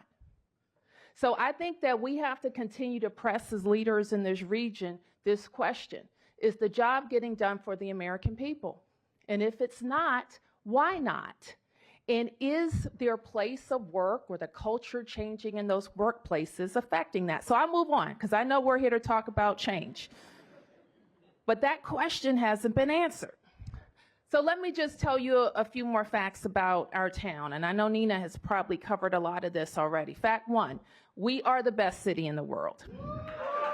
We are. We are a resilient city. Our finances are strong and our economic fundamentals are strong. We have the best talent, certainly anywhere. People tell us all the time, we have great talent in the city, so I don't want to be hyperbolic, but we have the best talent in the world. We are a tech and cybersecurity hub. We are a global tourist destination with 30 million visitors a year. We are a food town, and people didn't used to say this about us, right, Sean? But they say it now, 25 Michelin-starred restaurants and James Beard award-winning chefs. We have the #1, it's a big thing. We have the #1 park system in the nation. We are a sports, culture, and entertainment capital. We are, and we don't give ourselves enough credit for this, but I have to tell you, when people visit us, mayors, the ambassadors, when they come to see me, heads of state, they say this all the time. We are beautiful and green. We are. So I say all this to remind folks of all of the challenges or opportunities in waiting that we've heard today. We can't take for granted the incredible position that our city is in. And many cities around our country would love to have just one set of those assets or accolades. And so we know that the past few years have been tough for the downtown and real estate in general. So our request today is what you heard from the panel that preceded me, is keep the ideas coming, keep thinking big, keep being strategic about how we will remake our downtown. Like many cities, we are facing the headwinds, but we are doing it bright-eyed, and we are asking for your help. The thing I know about downtown Washington is that the talent and the investments that brought our downtown back in the first place, those people are still here. Those ideas that generated the comeback from the bad old days, those people are still around. And so now is the time to grab the opportunities that present themselves in times like this and make the most of them. And so that's why we must be strategic with intentional interventions and policies that we'll put in place, have already put in place, and policies that you will recommend to us. From your investments to our investments by way of incentives, we have been able already to begin to bend the trajectory that had been forecast downward and position ourselves for a DC-sized comeback. And it is not news to us that the federal government has an oversized impact in our downtown and our economy. And that was part of the reason you may have figured out by now that I recruited Nina from the federal government and the GSA. We wanted to have a bit of a head start in the thinking that the feds had about their portfolio in our town. I will also want to just say this to you, that our own chief financial officer makes estimates, as you know, and he has our most recent revenue estimate was revised upward. That's because our population is growing, tourism and hospitality is up, and incomes are up across the district.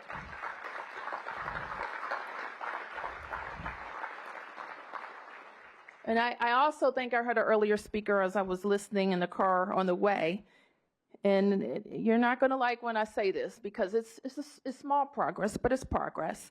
Office market activity in 2024 has also surpassed 2023 transactions in total. So that's progress. Our population continues to grow. Crime is down 35% in Washington, D.C.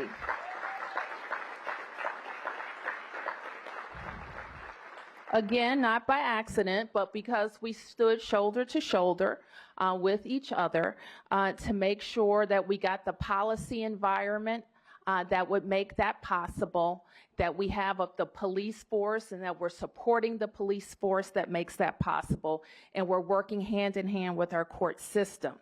Another good point, and it's a competitive point for us, our public school enrollment is up.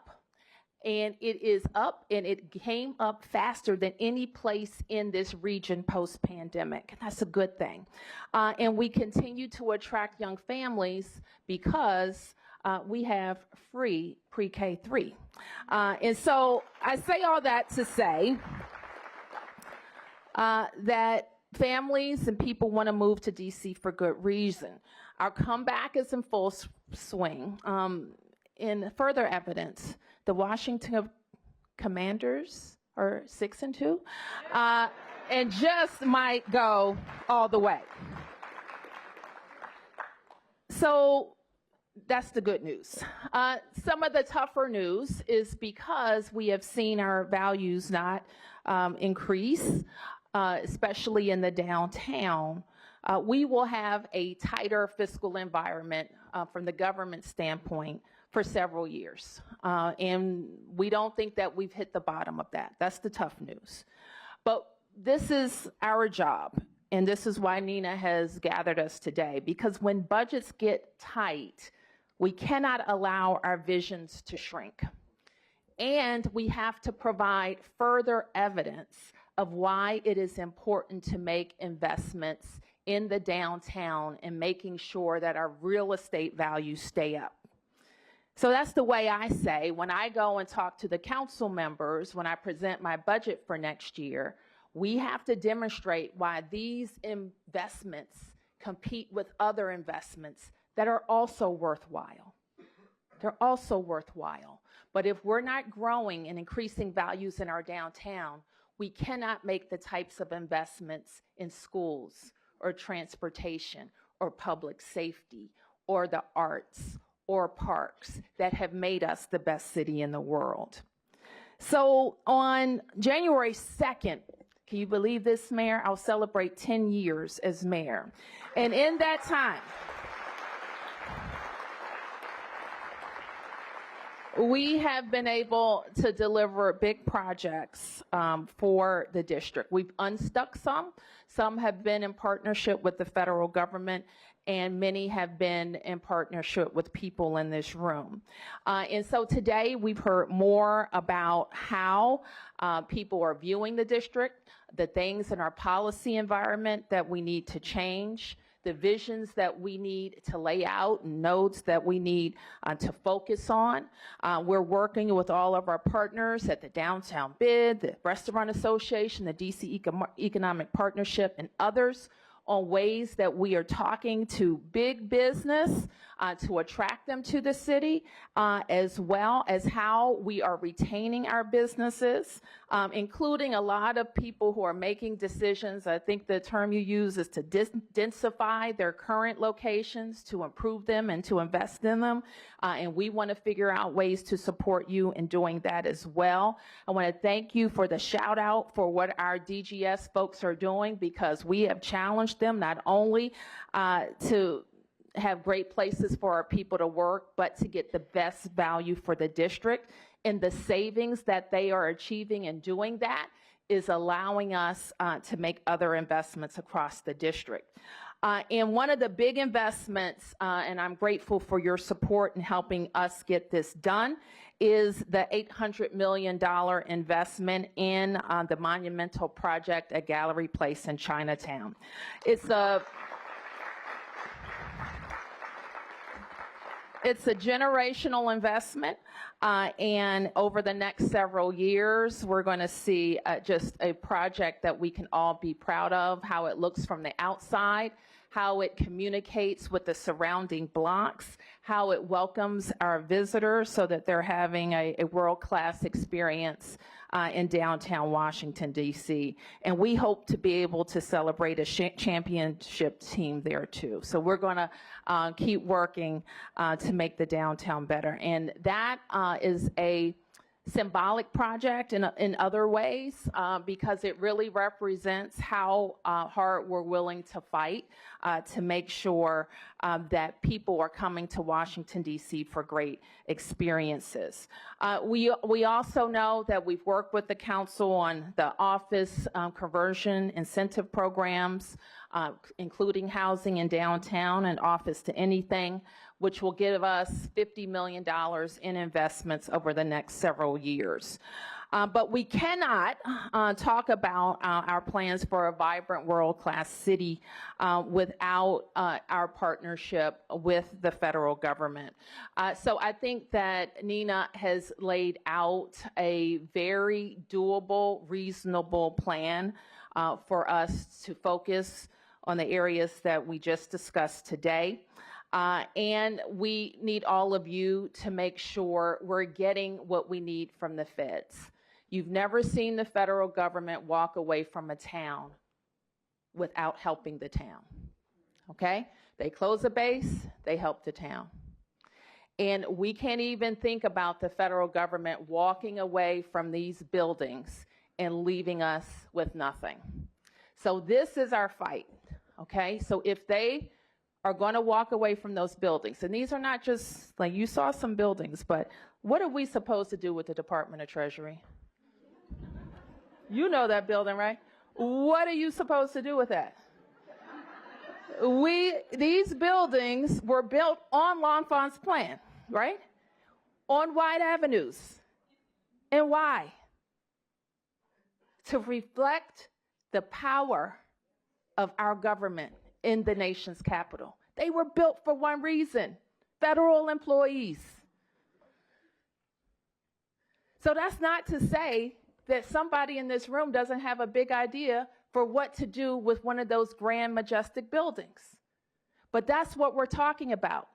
We're not just talking about federal office buildings like the building that some of you might go to work in. We're talking about grand buildings that were meant to reflect the greatness of our democracy. So those are the types of ideas that we have to continue to think about, input forward, and work with the federal government so that they're making the types of investments in the district that make up for the lost vibrancy, but also our need to do a very tough job, and that is to convert federal buildings to productive use. Now, we've done it. We've done it. We're working on it at Walter Reed. We've converted underused federal land at the Wharf. We're finally doing it at McMillan. We're doing it at St. Elizabeth's. We will do it at RFK. Ooh, wait till you see what we're going to do at RFK. We can do it at Poplar Point. We've done it with Franklin Park, that we want to connect with Farragut Square and McPherson Square on a beautiful green through our downtown. So we have done it and we can do it. Now, Norman cited some code. I don't have the code in my head. But I want everybody to know this, and you do know this. The district is different. We are unique. So the federal government, you know what? Just like they can transfer land from judiciary to treasury, they can transfer land to us. It's a relic of the past. Am I right, Peck? But it's still on the books. And what it says is the government has to treat us like a federal agency. And so just like they can transfer land between the federal agencies, they can transfer it to us. Now, I'm not saying I want all of those old buildings. I heard the price tag. But we're going to have to come up with something. I do want RFK right now. I do. You can transfer it to us right now. But this is a case where it's good to be different, because some of the Congress people and senators, they will come up and say, well, you have to pay us for that, Bowser, because we have to pay in Utah. I didn't say Utah. We have to pay in someplace else. That's what they say. And it's true, that is. But we're different. We're different. And until we become a state, we're different. So, smart people in the room, hopeful people in the room, people who want to make a lot of money in the best city in the world, come up with some great ideas. We're ready to be your partner. So with that, I think I have the honor of turning the podium over to Francisco Gonzalez from Gensler, who is going to kick off our Pecha Kucha.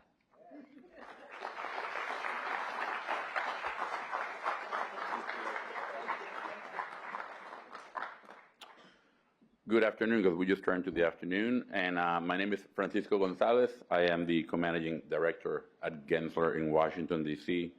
First, we'd like to thank, obviously, Mayor Bowser and Deputy Mayor Nina Alpert for creating this amazing gathering, and obviously Mayor Williams, who's here as well. I've been in the district and in this region now for 30 plus years, and I just absolutely love this city. And I'm so excited for what has been accomplished over the last year by our Deputy Mayor. And I'm inspired with what has been shared here today about what the possibilities are of what lies ahead.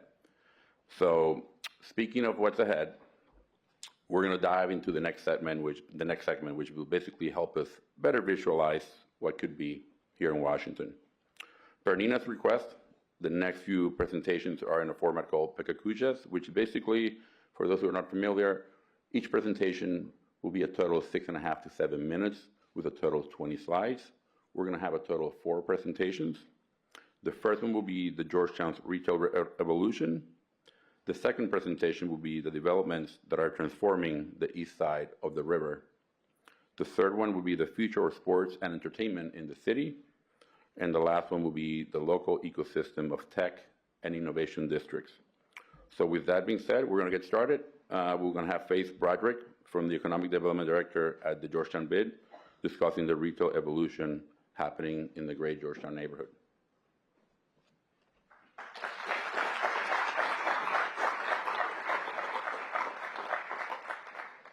Tough act to follow after the mayor. I mean, come on, folks. Well, I'm going to take us on a short journey, 6.5 minutes, and talking about our evolution as a neighborhood and as a city, and sort of thinking about how all of our different neighborhoods across the city can have similar types of evolutions. So we're going to take a step back in history for just a brief moment and think about all the different ways that Georgetown and different neighborhoods across the city have evolved, right? Every decade or so, we're seeing new changes and new challenges emerging, and it's sort of our job as placemakers, policymakers, developers to think about how we want our neighborhoods to evolve, and so that we can reposition them, especially coming out of a pandemic or thinking about how we can evolve our land uses. So now we're going to fast forward, hopefully, to the future. And in that future, you will see, thank you, and in that future, you will see us in 2025, 23 with this idea that Georgetown is cool again. And it took a while for us to get here. But we, according to Washingtonian, we're hip, we're back, we're ready to rock. And the thing I want to talk about is this didn't happen overnight. And it took a lot of people coming together, shoulder to shoulder, making this happen. There were a lot of actors and a lot of actions that all sort of propelled us to be in this place where our retailers are thriving, our restaurateurs are thriving, there's a development pipeline, and there are people that are trying to invest in the neighborhood. So how did we get here?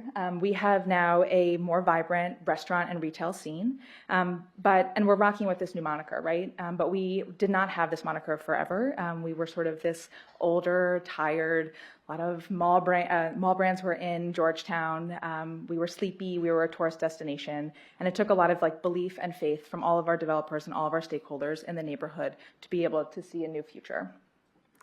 And one of the things that we had to overcome during this sort of period and momentum that we've been building over the past couple of years is our really narrow sidewalks.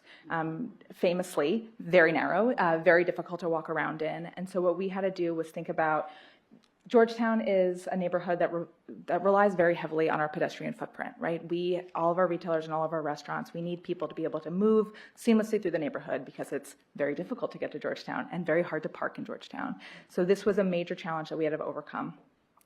And so one of the things that we did sort of in the middle of our momentum building period was how do we widen our sidewalks? And we were doing this just on the weekends, just to be able to create a more vibrant public space and public environment for our pedestrians and mostly our shoppers and our tourists to be able to see the neighborhood and be able to cross shop and reflect back on the businesses and the restaurants that were in the neighborhood. But meanwhile, we were sort of competing with all this investment happening across the city. We saw Navy Yard, the Wharf, Union Market all have an incredible environment in which they were flourishing. And there were much cooler destinations that we had to sort of compete against.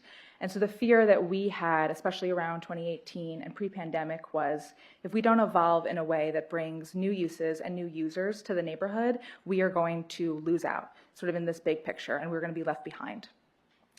And then we had the pandemic, and obviously it was very hard for every single neighborhood. And Georgetown, we saw a lot of buildings boarded up. We saw our retailers leaving, our restaurants trying to scramble to figure out how to serve patrons. And retail especially was our defining characteristic. So to see both small businesses and large businesses closing up really was a reflecting point for all of us to think about how as a neighborhood we can move forward. So many of our retailers found a way, and many of our landlords found a way. So they were thinking about new ways of selling their goods, new ways of having creative leasing structures to bring in different types of retailers. But the thing that we were sort of struck with was we had to create an environment where our businesses could thrive, our restaurants could thrive. And so what did we control? And we had control and flexibility over the public realm. And so the thing that we did first was change the public realm and change the dynamic. So we were able to widen our sidewalks and have restaurants be able to come outside and dine outside. And while I don't have any qualitative or quantitative data, we've created a vibe, is what we say, because the sidewalk extensions brought new life to the streets that otherwise were not there. So the other thing that we were really struck with was we talked about the boarded up buildings, but we had all of these opportunities essentially to bring in new types of retailers. And so we were very excited by all the different pop-ups, the concept shops, the landlords that were able to take a risk on new and different types of tenants coming to the neighborhood and sort of being able to test the market during the middle of the pandemic. So we had this, a glimmer of hope sort of as we were moving out of the pandemic. But the other thing that we did was try to find ways to fill our big boxes and our office buildings. These in particular have been incredibly hard for us still to this day to be able to find new uses. But what we were able to do is sort of take a step back and think about what we didn't have in the neighborhood. And part of that was a big arts and culture scene in the middle of the commercial district. And so we were able to bring in groups like Fringe and like different artists and the Museum of Failure, all these interesting creative uses that we never had before coming in and filling those vacant spaces. And during all of that, we didn't lose sight of what makes Georgetown easy and accessible and comfortable for people. So in the 20 slides, this is going to fill both safety and recreation in the neighborhood and sort of our charming environment. We know that people like Georgetown because it is safe, it is comfortable. They feel okay leaving their kids around and being able to wait in the line at Georgetown Cupcake. We know that Georgetown is beautiful and that the architecture invites people to the neighborhood so they can walk around, they can explore Georgetown and sort of get this ideal notion of what the neighborhood has to offer. So we didn't lose sight of those things, and we leaned in heavily on both safety and our architectural charm, and then of course all the different recreational spaces that we have in the neighborhood. And so what we were trying to do was essentially build a case for more and more development to come to the neighborhood, bringing more retailers, more restaurateurs, and engaging our office owners and our developers to continue investing in the neighborhood. So we leaned into the fact that we know the neighborhood best, and we are the storytellers, and we are the folks who are able to piece together the data and tell this compelling story about what a new vision for the neighborhood could look like. And part of that was thinking about how we redefine ourselves. I talked about how we had these tired mall brands. This was an opportunity to bring in new sophisticated brands and retailers to the neighborhood. We were looking for folks who were direct-to-consumer brands that have never been in Georgetown before, but also never been in the DMV. So this was an opportunity for us to engage brand new, sophisticated folks to Georgetown and be able to test the market. And now we're seeing some of the brands that landed in Georgetown spread out across the city. So we're pretty excited because now we have some new restaurants, November 10th, mark your calendars, coming and filling spaces that were vacant pre-pandemic. And this is not an accident. There was a lot of things that led up to this. We talked about the sidewalk extensions as a way of redefining our restaurant scene. But backing up even before that, we had to work hand in glove with the policymakers in this room to also lift the liquor moratorium. So there were a lot of things that we were doing sort of pre-pandemic that allowed us to build coming out of the pandemic to change the environment in which we now have. And for the first time, I think, in a while, we have a pretty robust development pipeline. So we have over 400 hotel rooms coming to the neighborhood, 500 planned conversions with many more buildings who have just changed hands and are thinking about converting. And so now this is an opportunity for us to continue to build on all that momentum, all the little things that both the bid was doing and sort of all the folks in this room that were doing, and really kind of compound on that momentum. I think the thing that I'm struck by is, will we remain cool?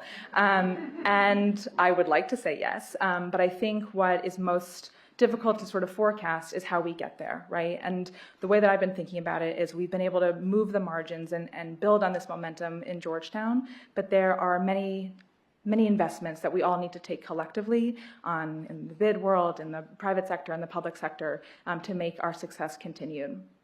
So the three sort of big items that I've been thinking about is reshaping our public realm and our public spaces. We had such success during the pandemic with our temporary sidewalk extensions. They created that vibe in Georgetown. But now we have an opportunity to sort of keep what's there and build on it and create a public realm that is incredible, that is exquisite, and that sort of highlights M Street and Wisconsin Avenue as two of the best retail corridors in the entire city. We also have an opportunity with all of our developers. We have people who are creative, who are ready to build, who want to build in the neighborhood. We have to do our best to clear the hurdles for them. There are bureaucratic barriers. There are barriers for investment. There are barriers with the historic nature of the neighborhood. We have to find ways to make it easy for the people who want to build as quickly as they can. And the last thing is famously hard to get to Georgetown. If we're going to continue to have 13 million people come to the neighborhood and growing every single year, we need to find ways to get people to Georgetown that's safe, that's equitable, and that then they're able to move around in a way that makes all of our commercial districts and our different retailers and restaurants thrive. And so I guess the call to action that I have for all of us as we're thinking about how different neighborhoods can evolve is there are things that we could do on the margins, but it also takes teamwork and all of us coming together to be able to invest in sort of the big three, at least for us, things to be able to move the needle and continue seeing our retail and restaurant corridors thrive. So thank you.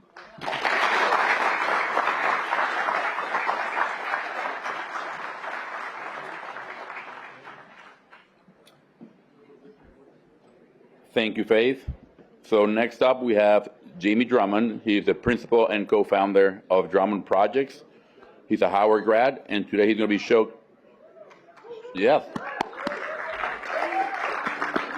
Jamie's going to be showcasing a handful of developments that are shaping the future of Southeast DC and the city as a whole. I had the privilege of seeing the presentation last night, and I'm excited. It's incredibly inspirational, this amazing architect. So, Jimmy.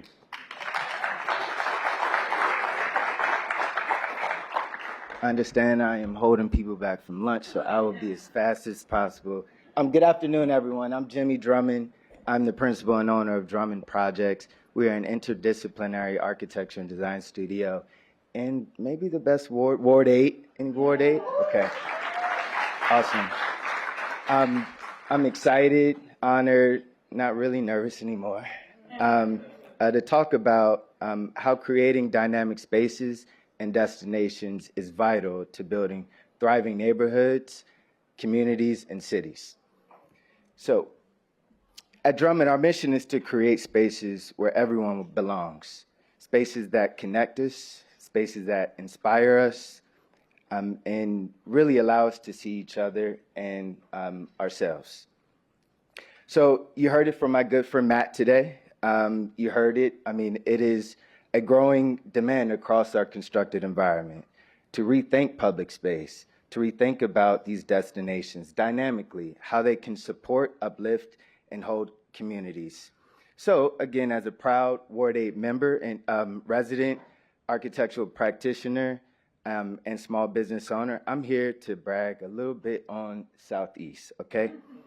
From outdoor civic spaces to communal spaces and affordable housing, to retail spaces that demonstrate dynamic experiences and destinations in Southeast. Let's get started. So first, affordable housing. So our approach to affordable housing is truly holistic. We aim to create meaningful, lasting experiences that promote inclusivity, accessibility, and truly joy for all shared experiences. Every area we create is with intention, reflecting on and celebrating its local and cultural heritage of the communities that we serve. Lastly, it's about crafting the detail to make spaces feel authentic, welcoming, and to ultimately give a sense of belonging and connection.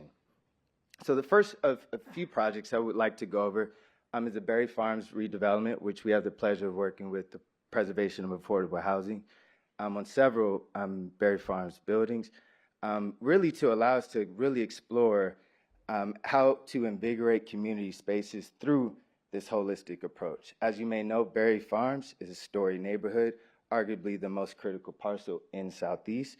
So our guiding approach and or question is how can we use design to embed an ethos of self-determination, self-empowerment, and enabling into every detail of the design. So the first, I want to start with the growth space. I think this exemplifies these ideas. It's located in the Asbury, one of the first completed buildings. Check it out, it's amazing. And it serves as a community hub for fostering social connections, supporting economic development, celebrating culture through wellness programming, professional training, and creative development, and community participation, right? It's really a space as a transformative intersection, and we use design to allow for this. So, a few progress and concept shots. I think in designing space was really incorporating warm colors, comfortable furniture, really looking and getting into the detail from concept and then in progress. So the Edmondson, this is a 140-unit affordable housing project. This approach, we had multiple different perspectives. With the lobby on the left, we wanted to really create a grand but warm and inviting feeling with dynamic use of lighting to create a sense of a destination. With the amenity space, we explore color, lighting to create different datums to really allow for the space to feel comfortable and warm and inviting. Riverwalk, 125-unit affordable housing project. We wanted to have a little bit more of a youthful approach to the design, creating free-flowing spaces, not too many walls, but still to allow the space to really feel unique with vibrant color. I think it's we also like to investigate, with this idea of the post-COVID living modalities are different now. We are, we're working from home more meetings, certainly more Netflix episodes, at least I am. But these things are important, right? And how we're spending time in our spaces, right? So maybe there are more working spaces, more spaces for engagement, for connectivity. Congress Heights, again, I think this, River Place. Yeah, perfect. So River Place is another 125 unit affordable housing project. We really want, what's interesting here is this offered a unique challenge.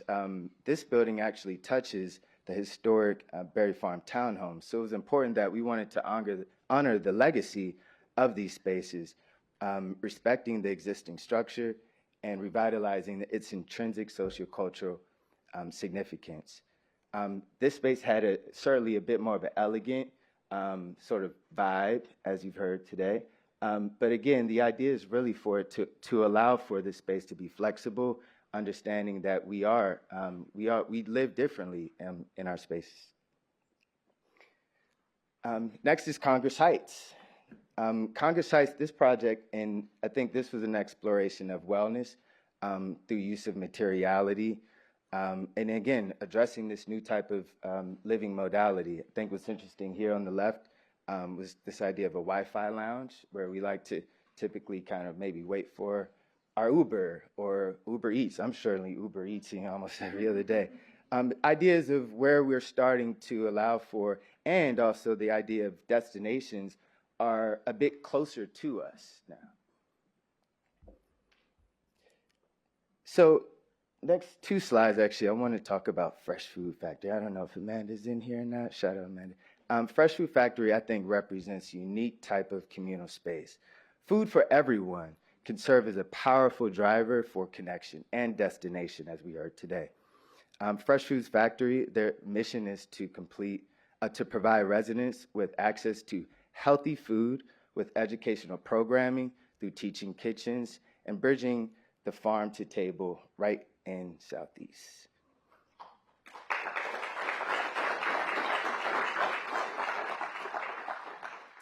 The next one, Sandlot, in here, Mr. Calendar.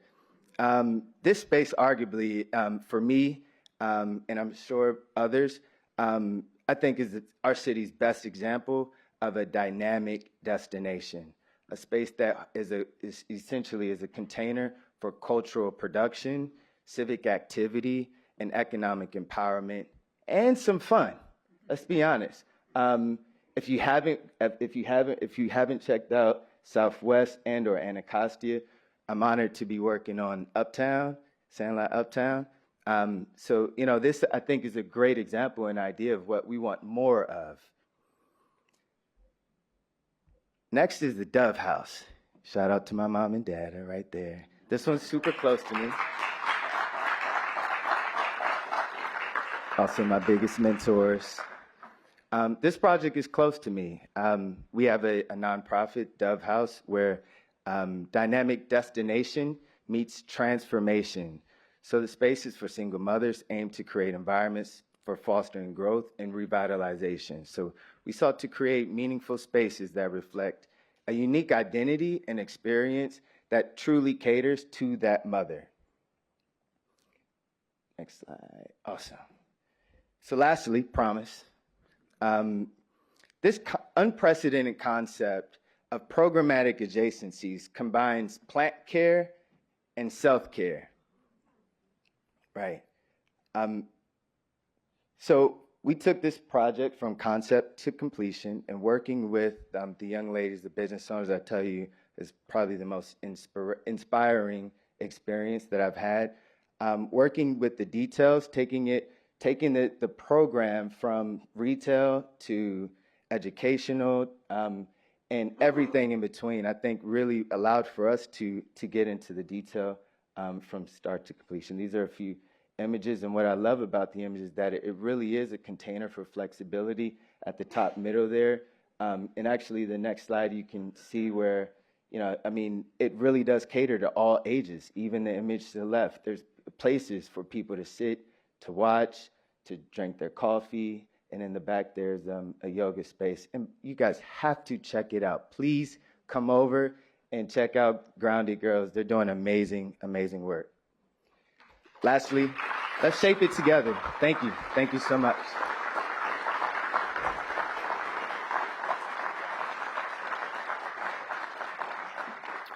Thank you, Jimmy. Amazing to see the impact you're having on our communities on the east side of the river. Just fascinating.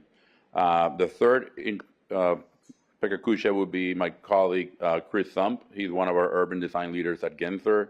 He's going to dive into the trends shaping the future of sports and entertainment and how we're harnessing that energy right here in Washington, D.C.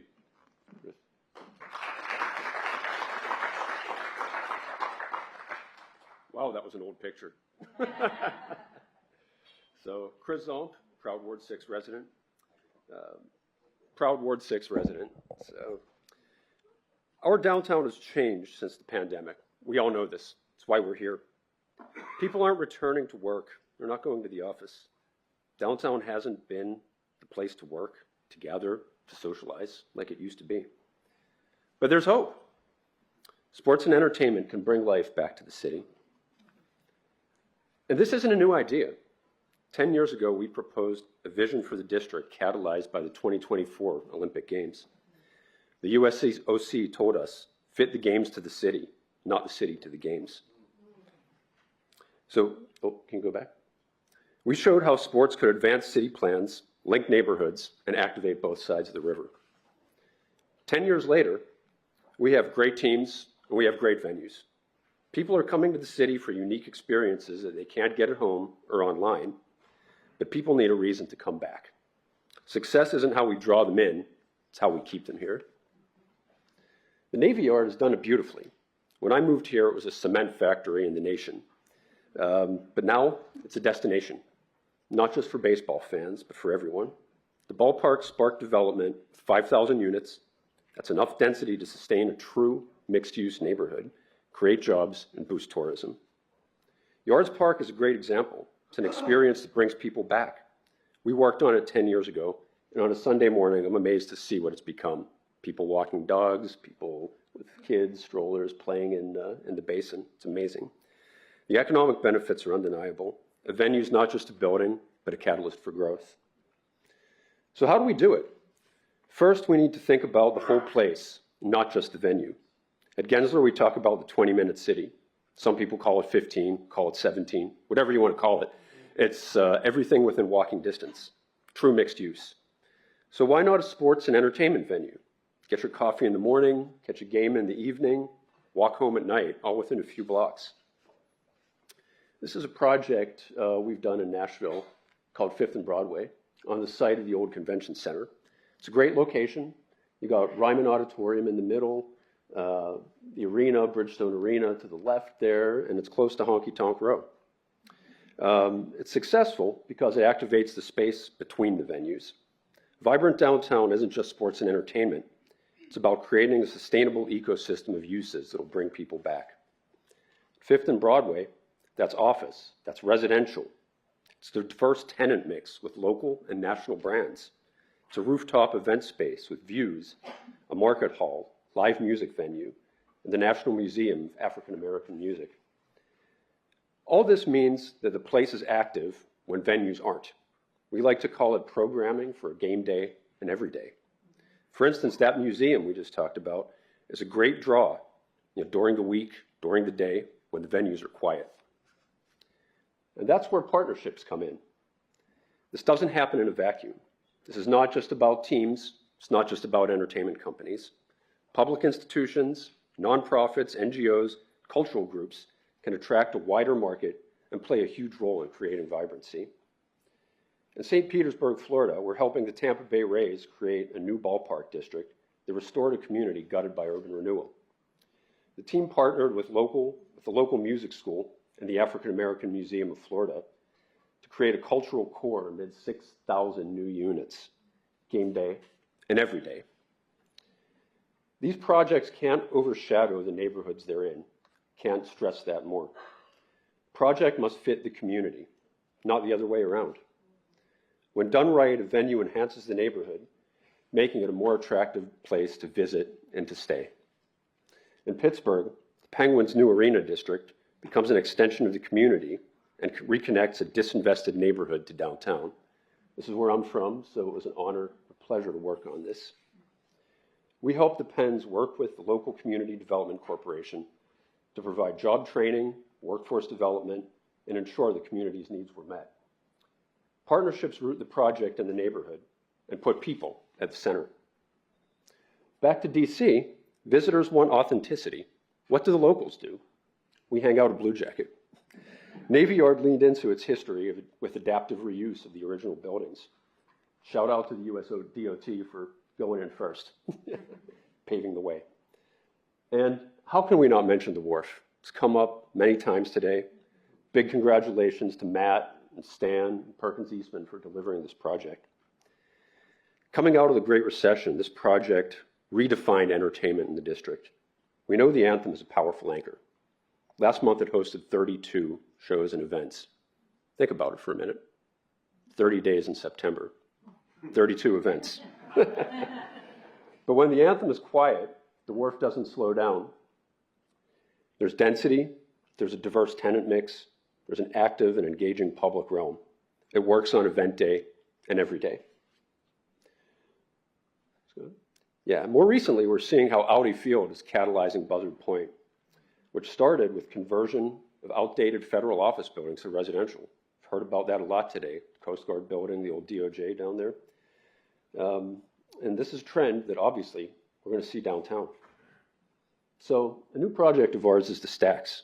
This is just south of Audi Field, and it will deliver 1,000 units early next year. So when this is complete, Buzzard Point will have the density to support everyday activity and a unique public realm at the Stacks that will bring people back. So the goal is to create a downtown that's active 24/7. This means planning for the people who live, work, and visit the area at all times of day. So what's next? Caps and the Wizards are staying in the city, right? Okay.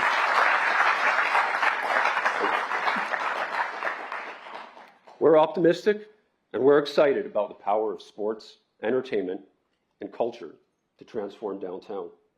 As you've seen, we've done it before. All the pieces are here. Now it's up to all of us in this room to make it happen. Thank you.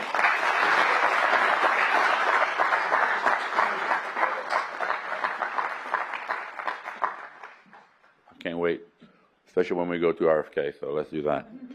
All right, so last but not least, I'd like to welcome the Gensler's District Ambassadors. This is a group our firm launched for emerging leaders in commercial real estate industry, and they basically connect and collaborate on the most pressing issues on real estate and policy.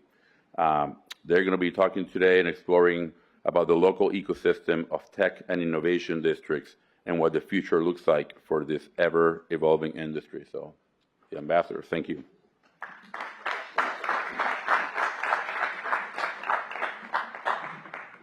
Hello, hello. Thanks, Francisco. So since it's Halloween, you guys can all see that we came in costume. We're business women.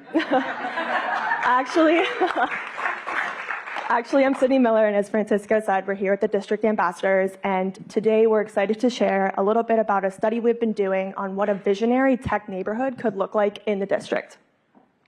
So when you think about tech, what comes into your mind? Is it maybe someone's startup in a garage or a really big tech campus where employees never need to leave?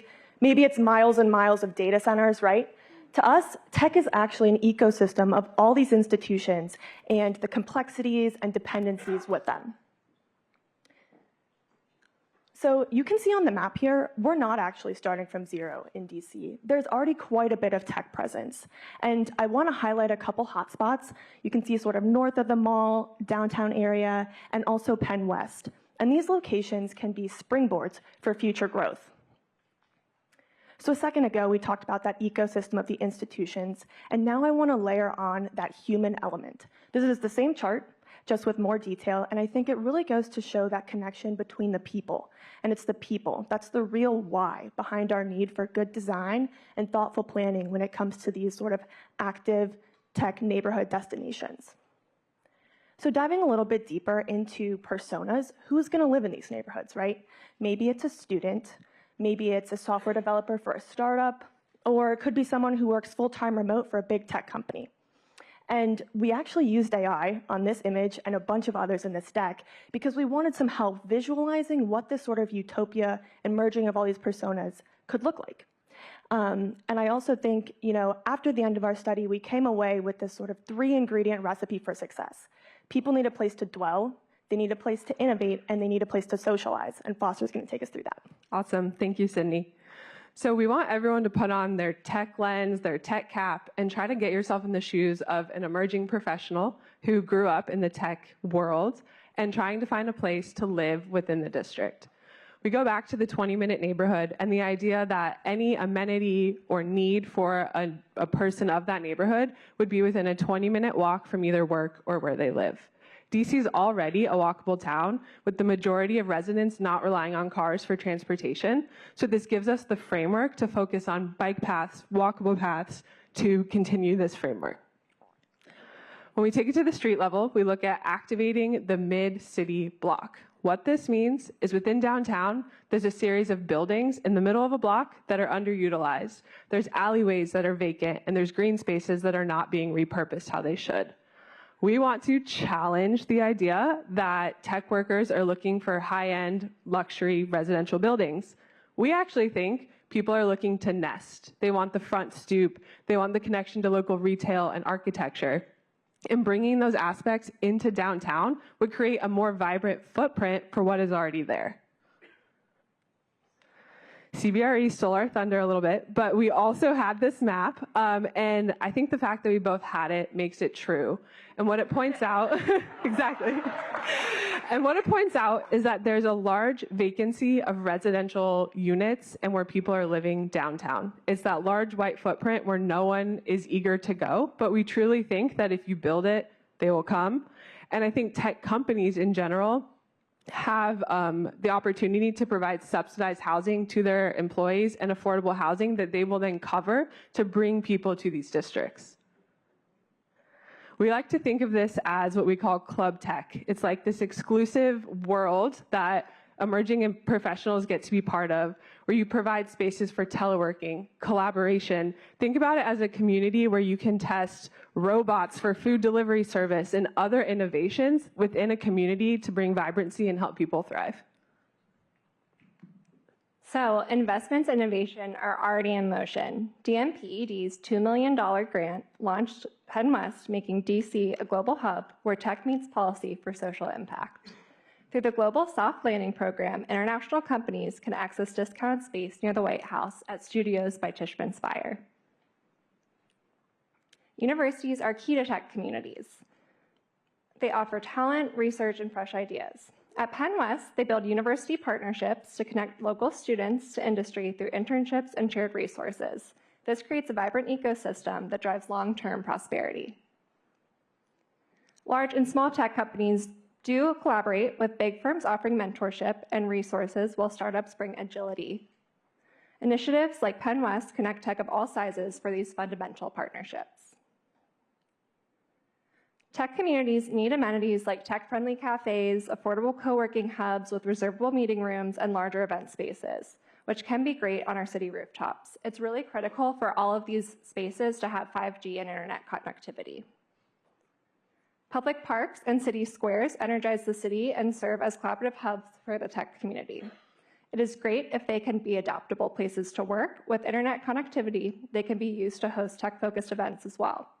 Activating these parks in general through arts and culture helps promote vibrancy and creates a sense of belonging. Another art synergy are startups, who often co-locate while looking for flexible and dynamic space, shared infrastructure, and crucially, cross-pollination. Proximity to arts breeds innovation and breeds creativity. And while teleworking can happen at home, the organic exchange of ideas happens in person.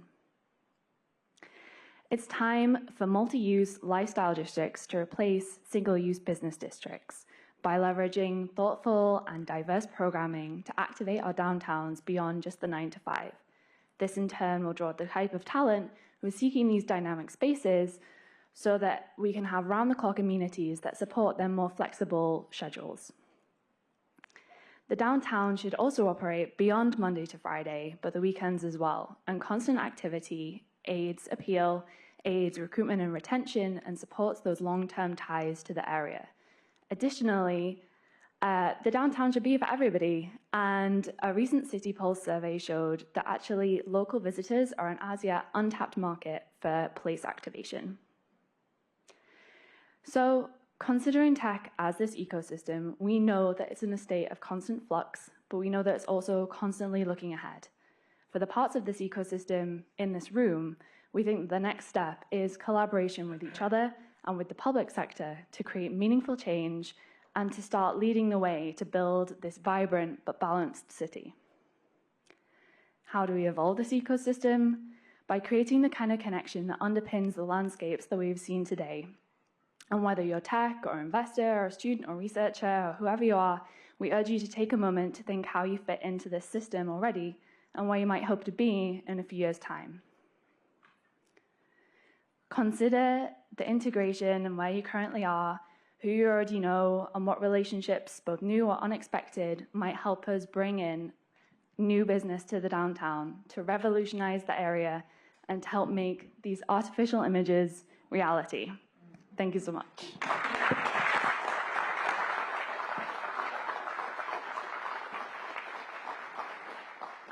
Well, I'll just say, when we were planning for this event, we knew that we had a packed agenda.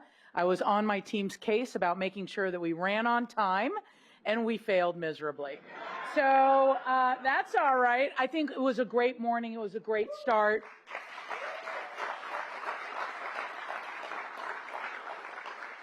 I want to end today's event with some thank yous and some takeaways. So number one, I just want to thank all of the presenters. I'd like to thank Ben. I'd like to thank Kyle, Jonathan. I'd love to thank Gensler and all of the presenters that participated in the Pechacucha. And I'd really like to thank our federal panel. You have personally put in your time to generate this information. You've given us your expertise, your expert opinions, and your call for action and for partnership.